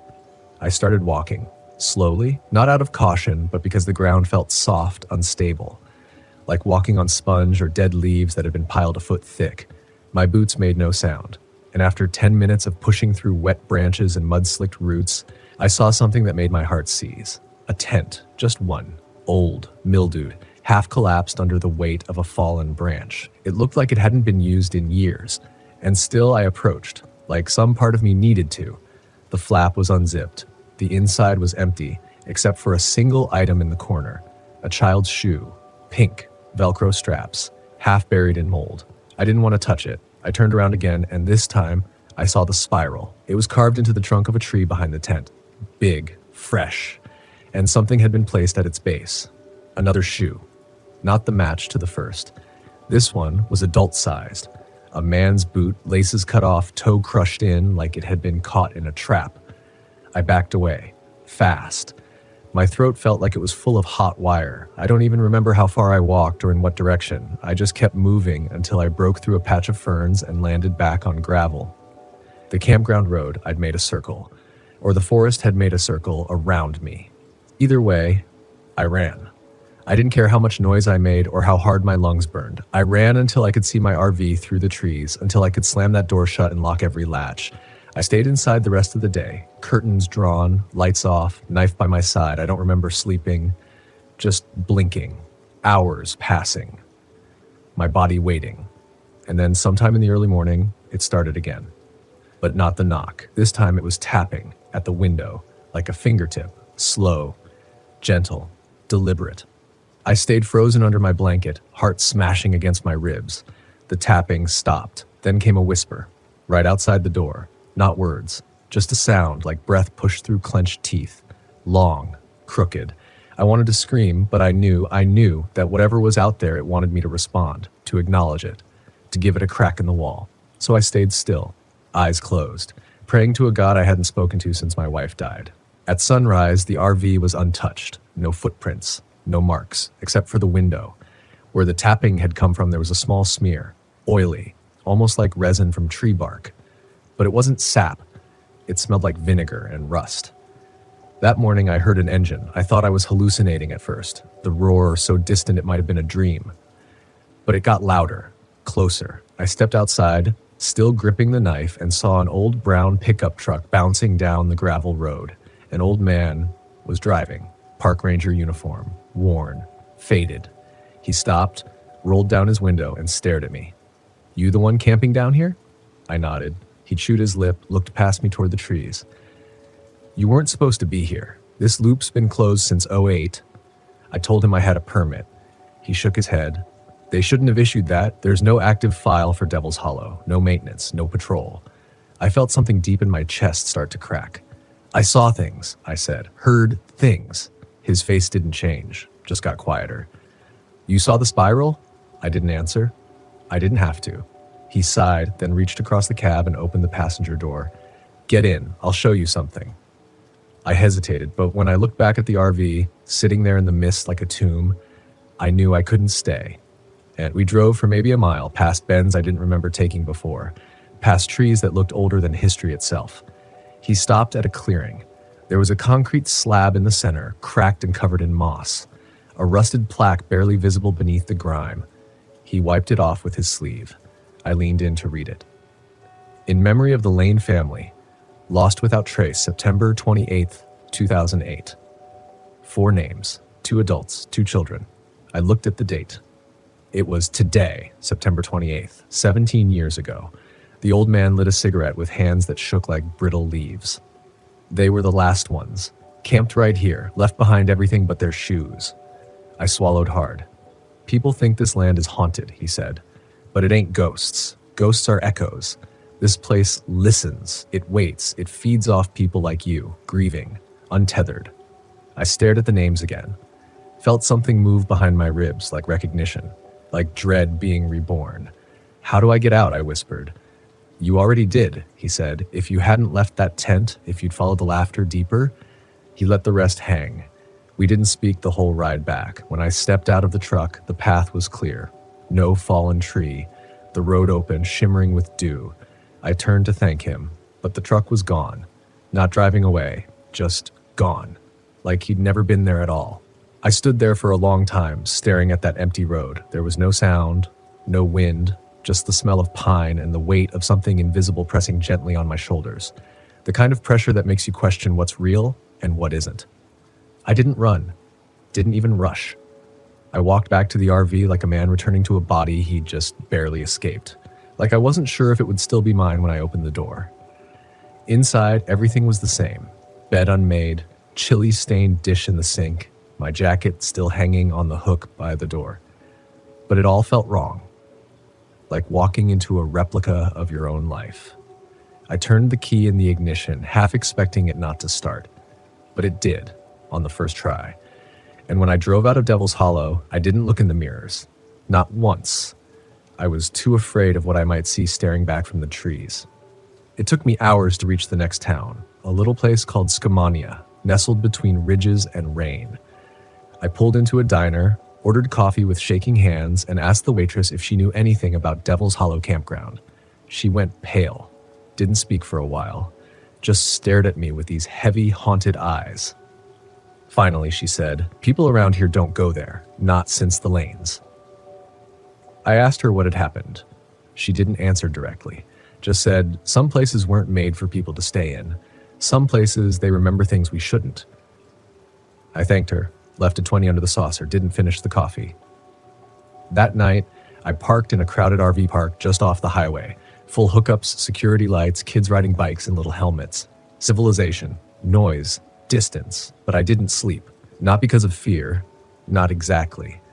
Because part of me missed the silence, that endless, terrifying quiet that had wrapped around me like a second skin in those woods. It's been 3 weeks since I left Devil's Hollow. I've crossed into Idaho now, headed south, trying to follow the sun, but something stayed with me. Not something I can see or name, just a feeling, a sensation. Every so often, I'll hear tapping at the window. Soft, like a fingertip. I've moved RVs twice, changed curtains, burned sage I bought from a hippie woman in a Boise gas station. Nothing helps. But it's not always fear I feel when it happens. Sometimes it's mourning, like something lost is looking for me, like I left something behind that night, or like something found me and refuses to let go. I've started dreaming about the girl's shoe. Sometimes I find it in strange places, in the shower, on the dashboard, nestled between my clothes. I wake up and it's never there, but the dream stays with me all day. That little pink shoe. Mold crusted around the sole, Velcro barely hanging on, always pointing somewhere, deeper into the woods. And I've started hearing my wife's voice again, not clearly, just syllables. Half-finished laughter. She's been gone 6 years, buried back in Arizona, under a mesquite tree she hated. But lately, it's like her ghost is near, or like my grief has shape again. And maybe that's what Devil's Hollow really feeds on. Not blood, not death, but grief. The kind of grief that lingers long after the funeral, after the casseroles stop coming and the condolences go quiet. The kind that hardens, rots, echoes. I used to think nature was indifferent. Now I think some places aren't indifferent at all. Some places watch. They wait for you to bring your pain to them. They absorb it, let you sink into it, whisper comfort in the form of memory until you forget why you ever wanted to leave. That's what I felt in those woods. Not evil. Invitation. A chance to disappear into your own sadness where no one can ask questions or pull you back. And the thing is, I wanted to stay. For a moment, I really did. That's what I can't stop thinking about. There was something seductive about that silence, about being nowhere, being no one. That forest didn't want to hurt me. It wanted me to let go. And I almost did. So why didn't I? Why did I step away from the laughter instead of toward it? Why did I run from the knock instead of open the door? I don't have a clean answer. Maybe it was instinct. Maybe it was the way the air turned sour right before the knock, like death had stepped too close. Or maybe it was something older, buried in me. Some stubborn human reflex to survive, to pull yourself out of your own grief long enough to breathe. All I know is, not everyone does. Not everyone makes it out of places like that. There are trails out there that never appear on maps. Campsites that exist for a season, then vanish. Campgrounds that rearrange themselves like mazes made of bark and shadow and silence. You'll find a spiral carved into the tree. You'll hear the knock. You'll smell the rot behind the sweetness. And if you're not careful, you'll answer. So here's what I've learned. The best time of year to RV camp in the Pacific Northwest is never when you're grieving, never when you're lost emotionally or otherwise. Because the forest up there, it notices. It knows. It's beautiful, blindingly so. The mist, the moss, the gold light slanting through Cathedral High firs. But beauty is how it draws you in, and fall is when it's hungry. So go, camp, explore. But if you find yourself off trail, if the forest gets too quiet, if you hear a knock in the night, don't answer. And if you see a spiral, walk away. Even if it's beautiful, even if it looks like a sign meant just for you, because maybe it is, but not the kind you're hoping for. I should have listened to the way the wind shifted that first night. That stillness, it wasn't peace, it was warning. The kind that presses on your ribs like an invisible hand asking if you're sure you belong here. But I'd convinced myself I needed this trip. A reset. A quiet stretch of wilderness to patch up what months of burnout, heartbreak, and noise had shredded inside me. And Texas, with its ragged hills and empty roads, seemed like the kind of place that wouldn't ask too many questions. Just give me space. I was 39, divorced, no kids, just me, my beat-up 1987 Volkswagen Vanagon, and a map full of promises. The plan was simple: head out from Austin, follow the back roads west, and camp wherever the trees looked thick enough to feel forgotten. My first stop was somewhere south of Junction, past the last gas station, past the dry creeks, into the kind of land where fences start falling and phone signals flicker like ghost lights. I'd found the site online. Not an official campground, just a pin dropped on a message board for van lifers. Old ranch trail, quiet, legal to camp if you're respectful. Locals don't mind. Great views, zero noise. They were right about the views. The place unrolled in layers. Bone white rocks, twisted mesquite, sky as wide as memory. I parked the van beneath a leaning oak, right at the edge of a canyon ridge. Not a soul in sight. Just wind, dry grass ticking against the tires, and the faint, haunting buzz of cicadas somewhere out beyond the brush. For the first few hours, it was perfect. I grilled a few vegetables on my Coleman stove, pulled out my battered journal and scrawled nonsense about freedom and breathing again. Told myself the solitude was healing me. But around 7:45, right when the sun collapsed behind the ridge, something shifted. Not a sound at first, a feeling. Like the land itself took a breath, held it. I looked up from my fire and scanned the tree line. Nothing moved. No breeze, no rustling, no call of birds.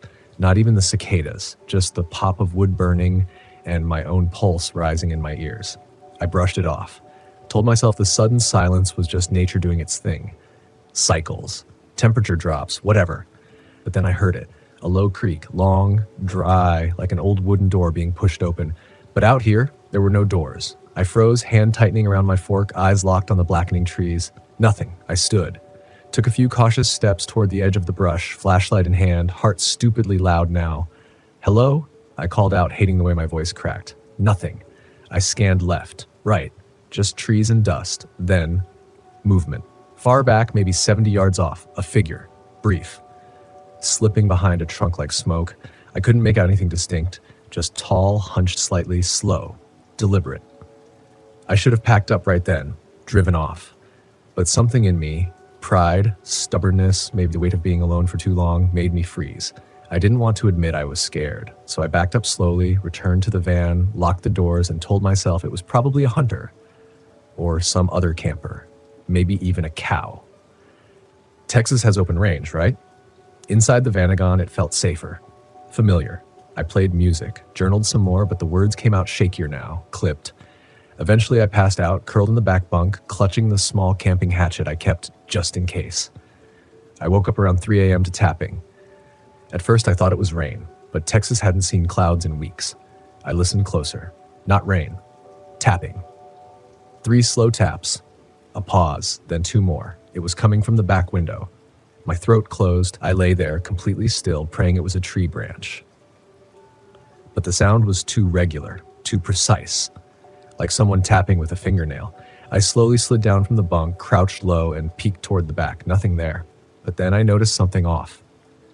The condensation on the window, fogged from the difference between the inside air and the cold night, had a streak in it. A single vertical line, like someone had drawn their finger down the glass. I stayed crouched like that for over an hour, waiting, watching. Every few minutes another tap, sometimes left window, sometimes right, never the same rhythm. At 4:23 a.m. it stopped, not gradually, all at once, silence again. Even the bugs stayed quiet. I waited another hour before I let myself breathe normally. When dawn finally arrived, burning red and cruel over the canyon ridge, I got out of the van and walked a slow circle around it. Footprints. They weren't boot prints, not animal either. Bare feet, large, deep impressions in the dry soil like someone had stood still outside my van for long stretches of time. The prints went from the back window to the driver's side, then off toward the woods. I felt something crack inside me. I packed everything. Fast. Didn't even bother with breakfast. Just turned the ignition and drove until I hit pavement again, my fingers white on the steering wheel. But here's the thing. I didn't go home. That's what I should have done. But something about the experience twisted inside me. Not just fear, but shame. Like I'd failed some unspoken test. I told myself I overreacted, that I wasn't going to let one weird night ruin the trip I'd been planning for months. I wanted the silence, the wilderness. The version of myself I believed I could find out there. So I kept driving. 3 hours west, I found another site. This one was part of an old state park no longer officially maintained, Padilla Draw. A handful of reviews from years ago mentioned it as hauntingly quiet and almost forgotten. That sounded perfect. I arrived late in the afternoon. The air was hotter here, flatter, sparse trees and distant oil pumps clanking like broken grandfather clocks. But it felt empty, clean. In a strange way, like a place scrubbed of memory. I parked by a small washout where the trail curved into a low canyon.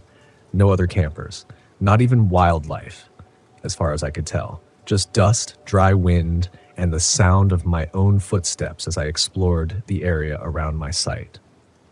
That night, I lit another fire, tried to settle my nerves, made tea on the tiny propane stove and stared into the flames, willing myself to believe that the night before had been some hallucination, sleep deprivation, residual stress from the divorce, anything but real. Then, from behind the rocks just past the fire's reach, I heard breathing. It wasn't wind, it wasn't some animal rooting through leaves or the groan of cooling rock. It was breath, drawn in, held, released, deliberate, human, but not normal. It had a rhythm that didn't feel right, like whoever or whatever it belonged to wasn't used to lungs. Or maybe it was remembering how to breathe slowly at one rasp at a time. I didn't move at first, just sat by the fire, trying to keep my face still, like maybe if I didn't flinch, the night would lose interest in me. I tried to convince myself it was nothing, that the mind hears patterns in chaos. But I could feel it now. The hair on my forearms stood up, my skin tightening with a kind of ancestral knowing. There was someone behind those rocks. I reached for my flashlight and turned it on, sweeping it quickly over the area. Rocks, dirt, shadows, nothing. But the breathing had stopped the moment I turned, and in that sudden silence I heard it again, the faintest scuff of gravel under weight. Retreating. I stood, slowly. My legs were unsteady.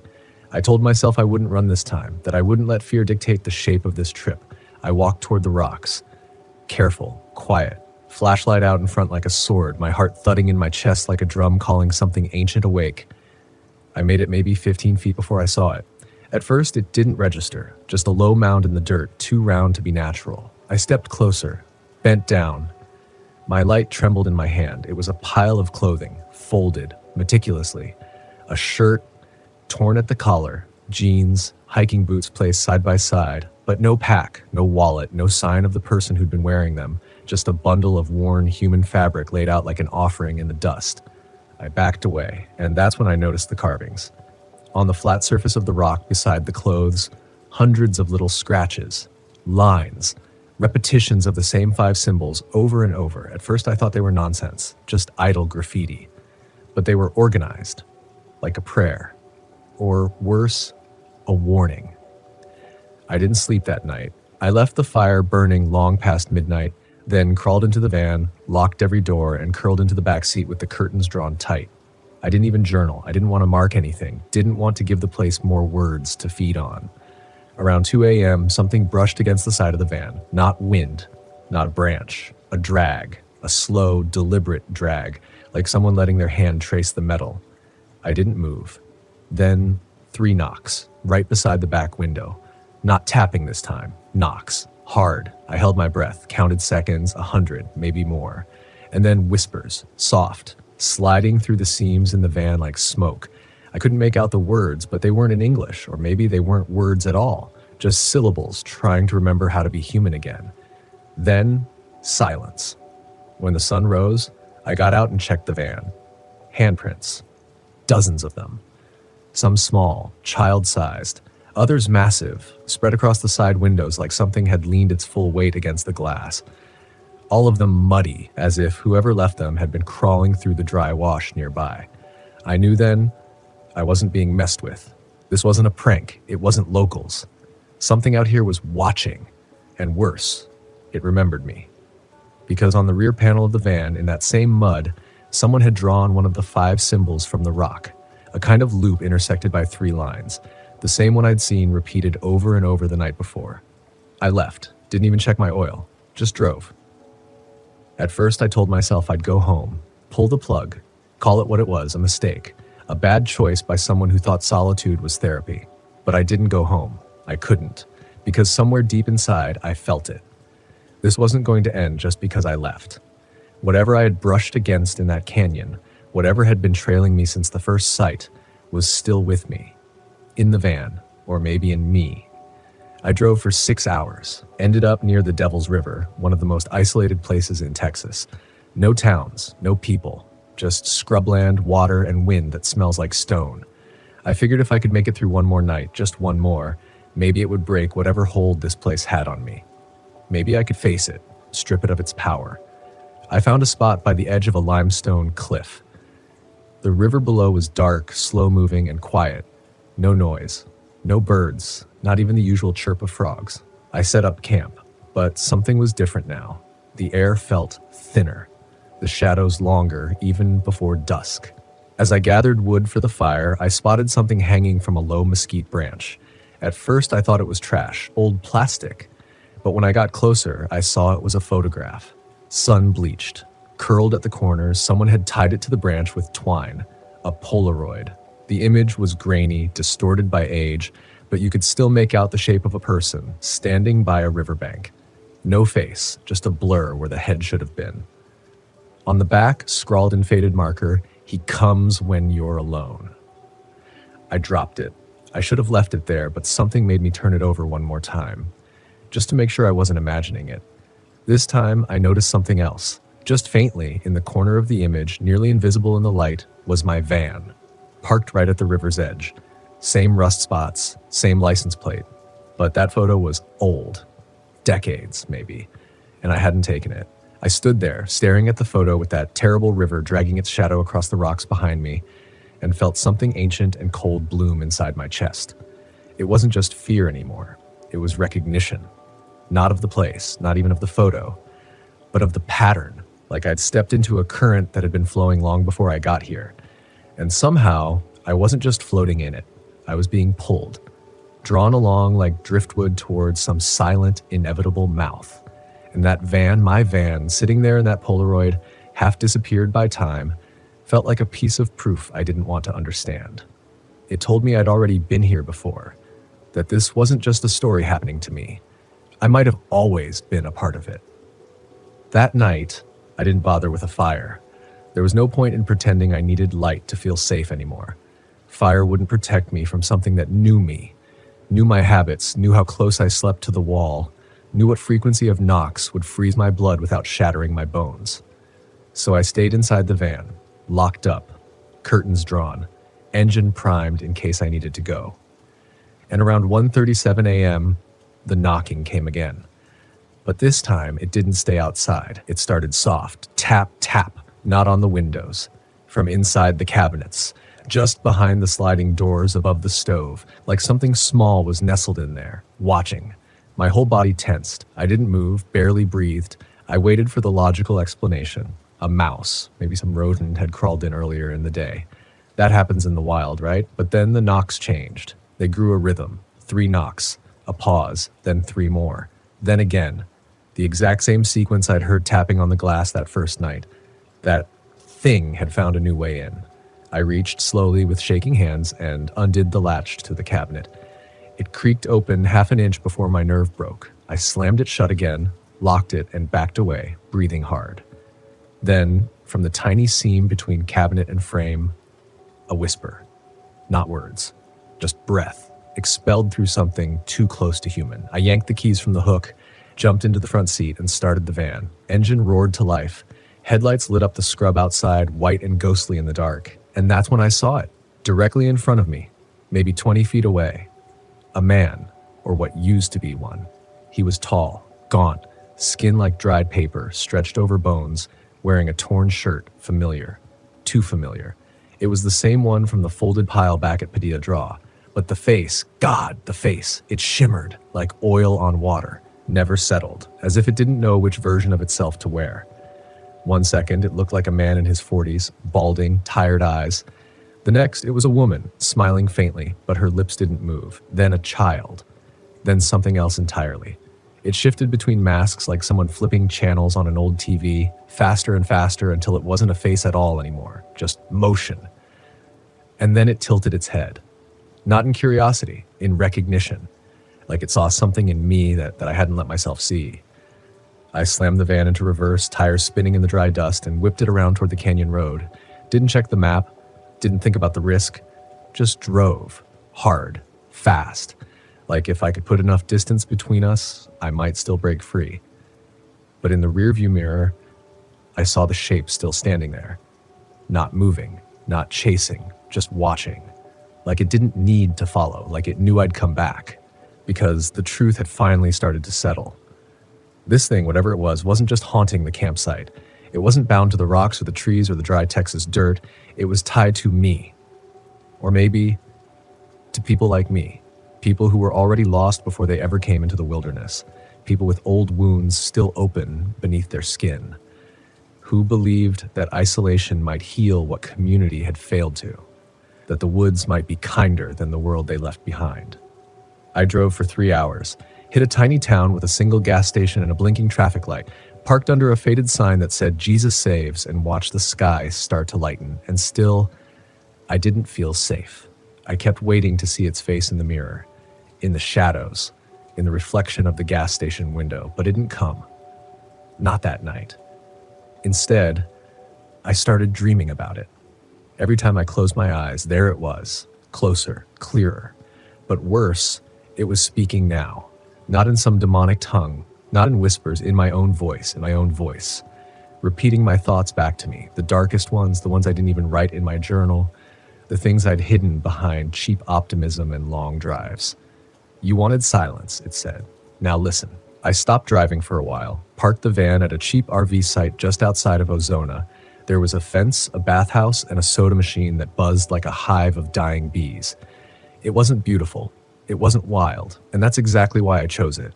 I told myself I needed a break, that I could ground myself in the mundane. But in truth, I was afraid, not of the creature, not even of the dreams. I was afraid of the quiet, afraid of the version of myself I'd let slip out on those dirt roads. I started avoiding mirrors, not just because I was scared of what might be behind me, though that never left, but because my own reflection didn't feel entirely mine. There were moments, tiny ones, where I'd catch something wrong. The expression didn't match my thoughts. A smile that felt a second too slow. A twitch in my jaw I couldn't explain. One night I stood brushing my teeth in the communal bathroom. It was nearly empty. Just the hum of old fluorescent lights and the rusted sound of water dripping in the next stall. I leaned forward, spat, looked up, and my reflection was still brushing. It was only for a split second, maybe less, but it was long enough. I didn't scream, didn't throw anything. I just stared, cold crawling up the back of my neck like a slow infection. The reflection stopped brushing, blinked once, and grinned. I turned away before I could see what it did next. I didn't sleep in the van that night. Couldn't. I lay in a hammock near the rec area and stared at the stars, hoping that the distance between me and the metal walls might buy me one clean breath. And for a while, I convinced myself it had worked. Until I woke up, flat on my back, in the dirt, not in the hammock, not even near it, on the ground behind the bathhouse. I had no memory of getting there, no scratches, no bruises, just dust on my clothes, a smell in my nostrils like burnt paper and moss. And beside me, pressed into the soil like a stamp, was the same looped symbol from the canyon rocks. 3 lines, 1 arc, like an eye turned inward. I left the RV park that morning, didn't pack, didn't pay, just drove. Again. And something broke in me on that drive, because I didn't pick a direction this time. I didn't check a map or follow a sign. I just followed pull. Like some part of me knew where this had to go, like I was being reeled in. The roads got thinner, the radio stopped working, my phone lost signal, and then somewhere south of Sonora, I found the place. It wasn't marked, wasn't on the map. But the dirt road split left off the main highway, and something inside me whispered, "Here." I turned. Drove for miles, dust curling behind me like a ghost unspooling, until finally I reached a clearing. Open, empty, surrounded by twisted oak and juniper. The sky overhead darkened without clouds, just dimmed, like something had swallowed the sun whole. I parked, turned off the van, stepped out, silence. And then a sound I hadn't heard in days, the knock. But this time not on the van, on the ground. 3 times. Beneath my feet. I knelt down, brushed away the loose rock, and found it. A hatch. Rust-covered. Built into the dirt like a bunker, a single ring handle in the center. Logic screamed at me to walk away, to run, to drive until the sun came up or my tires blew. But I opened it because I had to know. I had to understand what it wanted from me. The stairs led down into darkness. The air was darkness. The air was cold, but still, no moisture, no mildew, just dry, stale memory. I clicked on my flashlight, descended, and found a room. Just one. 10 by 10, maybe. Bare concrete walls, a rusted cot, a table, and nailed into the far wall photographs. Hundreds of them, all Polaroids. All decayed, faces staring back, men, women, children, all posed in front of vans, campers, tents, all alone. And in every photo, somewhere, hidden in the corners or in the background or reflected in a window, it was there. Sometimes a shadow behind a tree, sometimes a figure in the water, sometimes just eyes, 2 dark points of hunger and waiting. And there, centered among the rest, was mine. A photo I had never taken. Me, sitting by the fire that first night, looking tired, blank, oblivious. And behind me in the dark, the face, shimmering, melting, wearing the smile of someone I used to love. I dropped the flashlight, sank to my knees, and I finally understood. This thing didn't want to kill me. It wanted to wear me, to live in my skin, to slide into the seams of my loneliness and stretch out, to become me so slowly I wouldn't notice. And it was already doing it. Had been doing it since the first night I heard the knock. The dream voice, the misaligned reflection, the forgotten hours, the unease. That wasn't fear, it was displacement, a slow erosion of self. I don't remember climbing out of the hatch. One moment I was on the floor of that concrete tomb, breath shivering in my lungs, every inch of me aware that something had been living in me, steering me, little by little. And the next, I was back in the van, sitting upright, engine off, curtains drawn.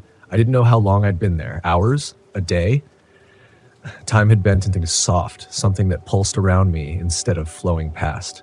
When I opened the curtains, I saw no trees, no road, no sky, just fog, thick, chalk-colored, so dense it looked solid, like a blanket pulled across the world. And in that moment, I realized I wasn't in Texas anymore. Not in the way we think of a place with borders, towns, coordinates. I was in its space now. It had carved this pocket out for me, shaped a world that looked just enough like mine to trick my senses, but where rules didn't hold. A place built from memory, from weakness, from everything I had tried to outrun. I stepped outside. The air felt heavy, like it hadn't been breathed in years. The ground was soft, not with mud, but with ash. I knelt, picked some up. It sifted through my fingers like old bone dust. And then I heard it again. The knock. But not distant, not from under the van. From inside me. A thud. Deep, subdermal. Like a second heartbeat, slower, off rhythm. I clutched my chest, staggered backward, fell to my knees, tried to breathe through it, but each breath felt shared, like I wasn't the only one drawing it in. Then came the whisper. No longer external, not in dreams. It was inside my skull now. You're tired of being alone. I shook my head. No. You came out here to disappear. No. Let me carry you. It wasn't asking anymore. It was offering, not death, relief. And God help me. Some part of me wanted it. Because the truth is, I hadn't been running from the world. I'd been running from myself, from guilt, from failure, from the quiet realization that maybe I didn't belong anywhere, even with other people. I thought solitude would cleanse that the road, the trees, the nights beneath a Texas sky would burn it out of me like a fever. But this thing knew better. It had fed on that wound. I staggered back into the van, slammed the door, locked it, then unlocked it again because none of it mattered. You can't lock yourself away from something that lives behind your own eyes. I crawled into the back, pulled the old blanket around my shoulders. I was shivering now, not from cold, but from something deeper, like my body was starting to reject me.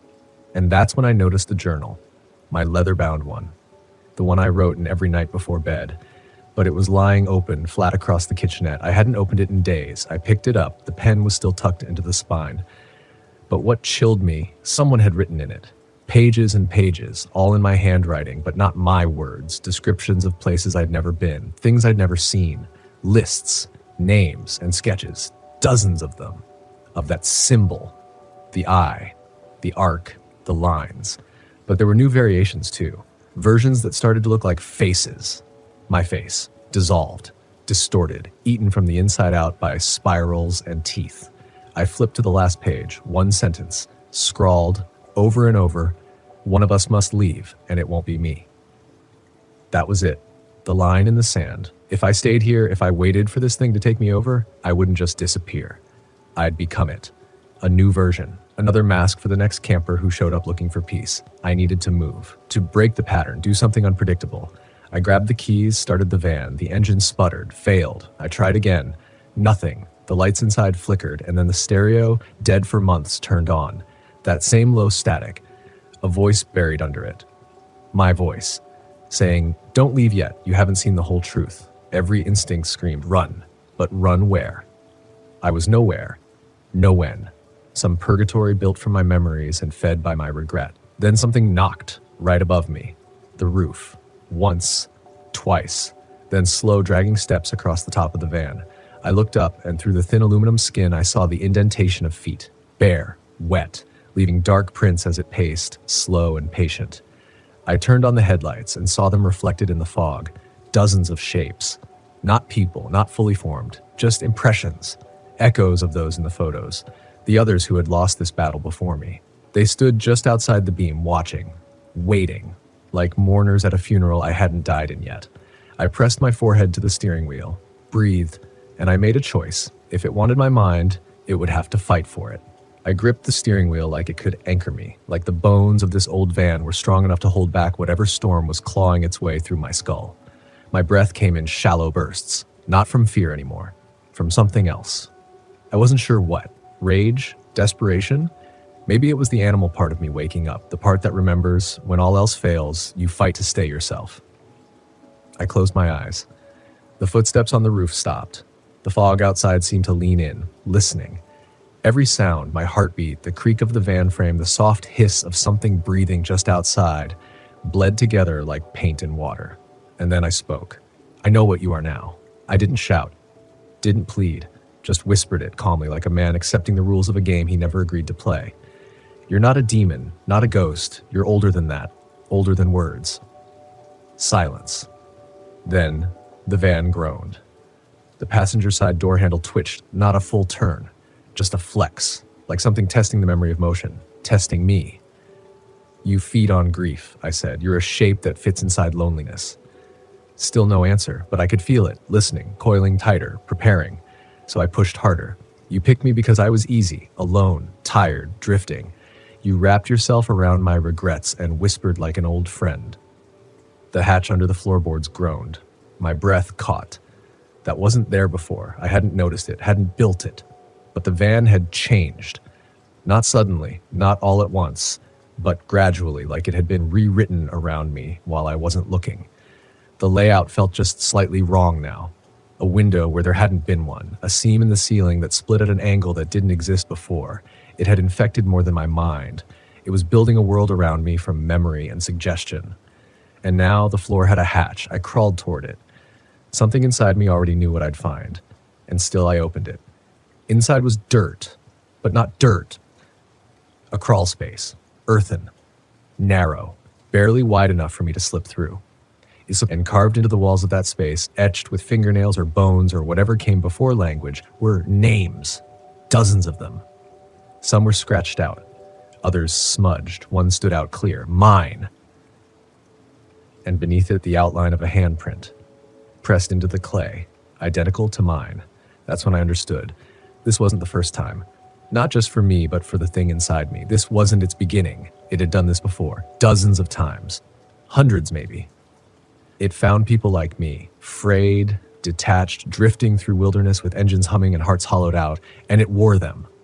One trip, one dream, one van at a time. But maybe, just maybe, none of them had made it to this part. Maybe no one had seen the room and come back aware enough to act. I backed away from the hatch, shut it, and for the first time, I didn't feel powerless. I felt angry. You think fear is the end of the road, that once it's inside you, there's no return. But fear isn't the thing that kills you, it's resignation, and I refused to give this thing what it wanted. So I took out my journal, the one it had written in, I flipped to the back, and I wrote something new. I am not yours. You are not me. You will leave. I read it out loud, and the knock returned. Harder, violent, not beneath me this time. Inside my head, like someone pounding on the walls of my skull from the inside. I fell to the floor, screaming. It hurt like my thoughts were splitting open, like my memories were being rearranged, filed, and erased in real time. I couldn't breathe. I couldn't remember my name. But somewhere deeper than the pain, deeper than the screams and the pressure and the shadows that danced on the inside of my eyelids, I heard my own voice. The real one. You have to stand up. You have to finish the drive. So I did. I clawed my way back into the driver's seat. Started the engine. It roared. The fog outside didn't move, but the shapes did. They rushed forward, dozens of them, slamming into the side of the van, shrieking without sound, clawing at the metal like rats trapped in a burning house. I floored it. The tires screamed. The van lurched forward, crashing through the fog, and in that moment, I knew there was no road. There was only intention. The van bucked. The windows cracked. But I didn't stop, because that was the only rule left. Don't stop. Not until the world took shape again. Not until the lie gave way to truth. Not until I could see the sun. And just when I thought the van would split in half, the fog broke. The world came rushing back. Mesquite trees, distant ridgelines, dry air and hard light, and silence, real silence. No whisper, no knock. Just the groan of the van engine and my own breath shaking like a baby deer. I drove until the gas ran out, parked on a patch of highway just outside Del Rio, didn't look back, didn't open the journal again. I buried it in the desert and sat there in the silence until I remembered how to feel human again. I didn't move for a long time, just sat there in the front seat of the van, hands still resting on the wheel, that feeling every vibration of the engine cooling down like it was the only thing left keeping me tethered to this world. My ears rang, my chest throbbed with a phantom echo. It felt like there was still something inside me, but quieter now. Not whispering, not pulling, just waiting. But I knew what it was. Not the thing. Me. That damaged, rootless version of myself I'd carried into the wild like a passenger too scared to speak. The one I kept hiding behind campfire stories and sunsets and quiet mornings with strong coffee and wide open skies. I thought the road would fix me. But the truth, the road doesn't heal what you don't face. It just gives the darkness more space to grow. I climbed out of the van. The dirt beneath my boots felt real again. sun-warmed, cracked, textured with the smell of dry weeds and old fuel. Insects buzzed. Somewhere in the distance, a hawk screamed across the sky. It was all so ordinary, so absurdly alive. I dropped to my knees in the dust, and I cried, not out of fear, not anymore, out of relief, because I was still here, still me, or enough of me to start again. That's when I noticed the mark, just below the side mirror on the passenger door, the faint shape of a handprint. It hadn't been there when I'd pulled out of the fog, I was sure of it. It looked burned into the metal, not with fire, but with absence, as if reality itself had recoiled from that touch. And in the center of the palm, scratched in with something sharp and old, was the symbol. The eye, the curve, the three intersecting lines. I stared at it for a long time, then reached out to touch it. My fingers trembled as they hovered inches away, but I didn't touch it. I backed away, got into the van, slammed the door, and I drove. Not far, just into the next town. A speck of a place with a single gas station, a post office, and a cafe that hadn't changed its menu since the 1970s. I parked, walked in, ordered eggs, coffee, and a glass of water. The waitress didn't ask me where I'd come from, or why I looked like I hadn't slept in a week, or why my voice cracked when I asked for extra cream. She just brought the food and smiled, and that felt like more grace than I deserved. I stayed in that town for 2 days. Didn't talk to anyone. Didn't tell my story. I couldn't have explained it if I tried. Not without sounding like a madman, not without worrying that saying it out loud would bring it back. But I wrote it down, all of it, in a new journal, a clean one. No names, no symbols, just the truth as best I could remember it.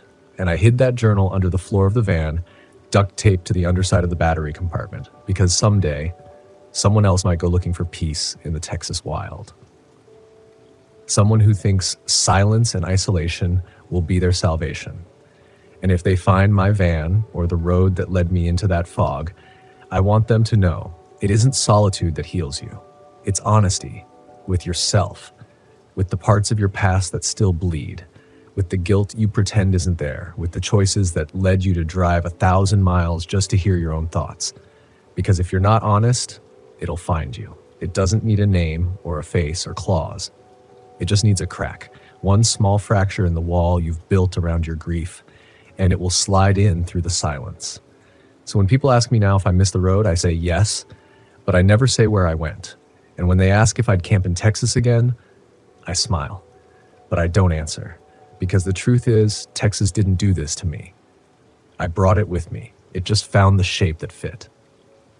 So if you ever find yourself parked beneath a blood orange sky in the Texas wilderness, if the wind goes still and the trees seem to hold their breath, if something knocks once, twice beneath your van in the middle of the night, don't open the hatch, don't follow the path, don't let it speak, because the scariest part of camping alone in Texas is realizing you're not anymore. And maybe, just maybe, you never were.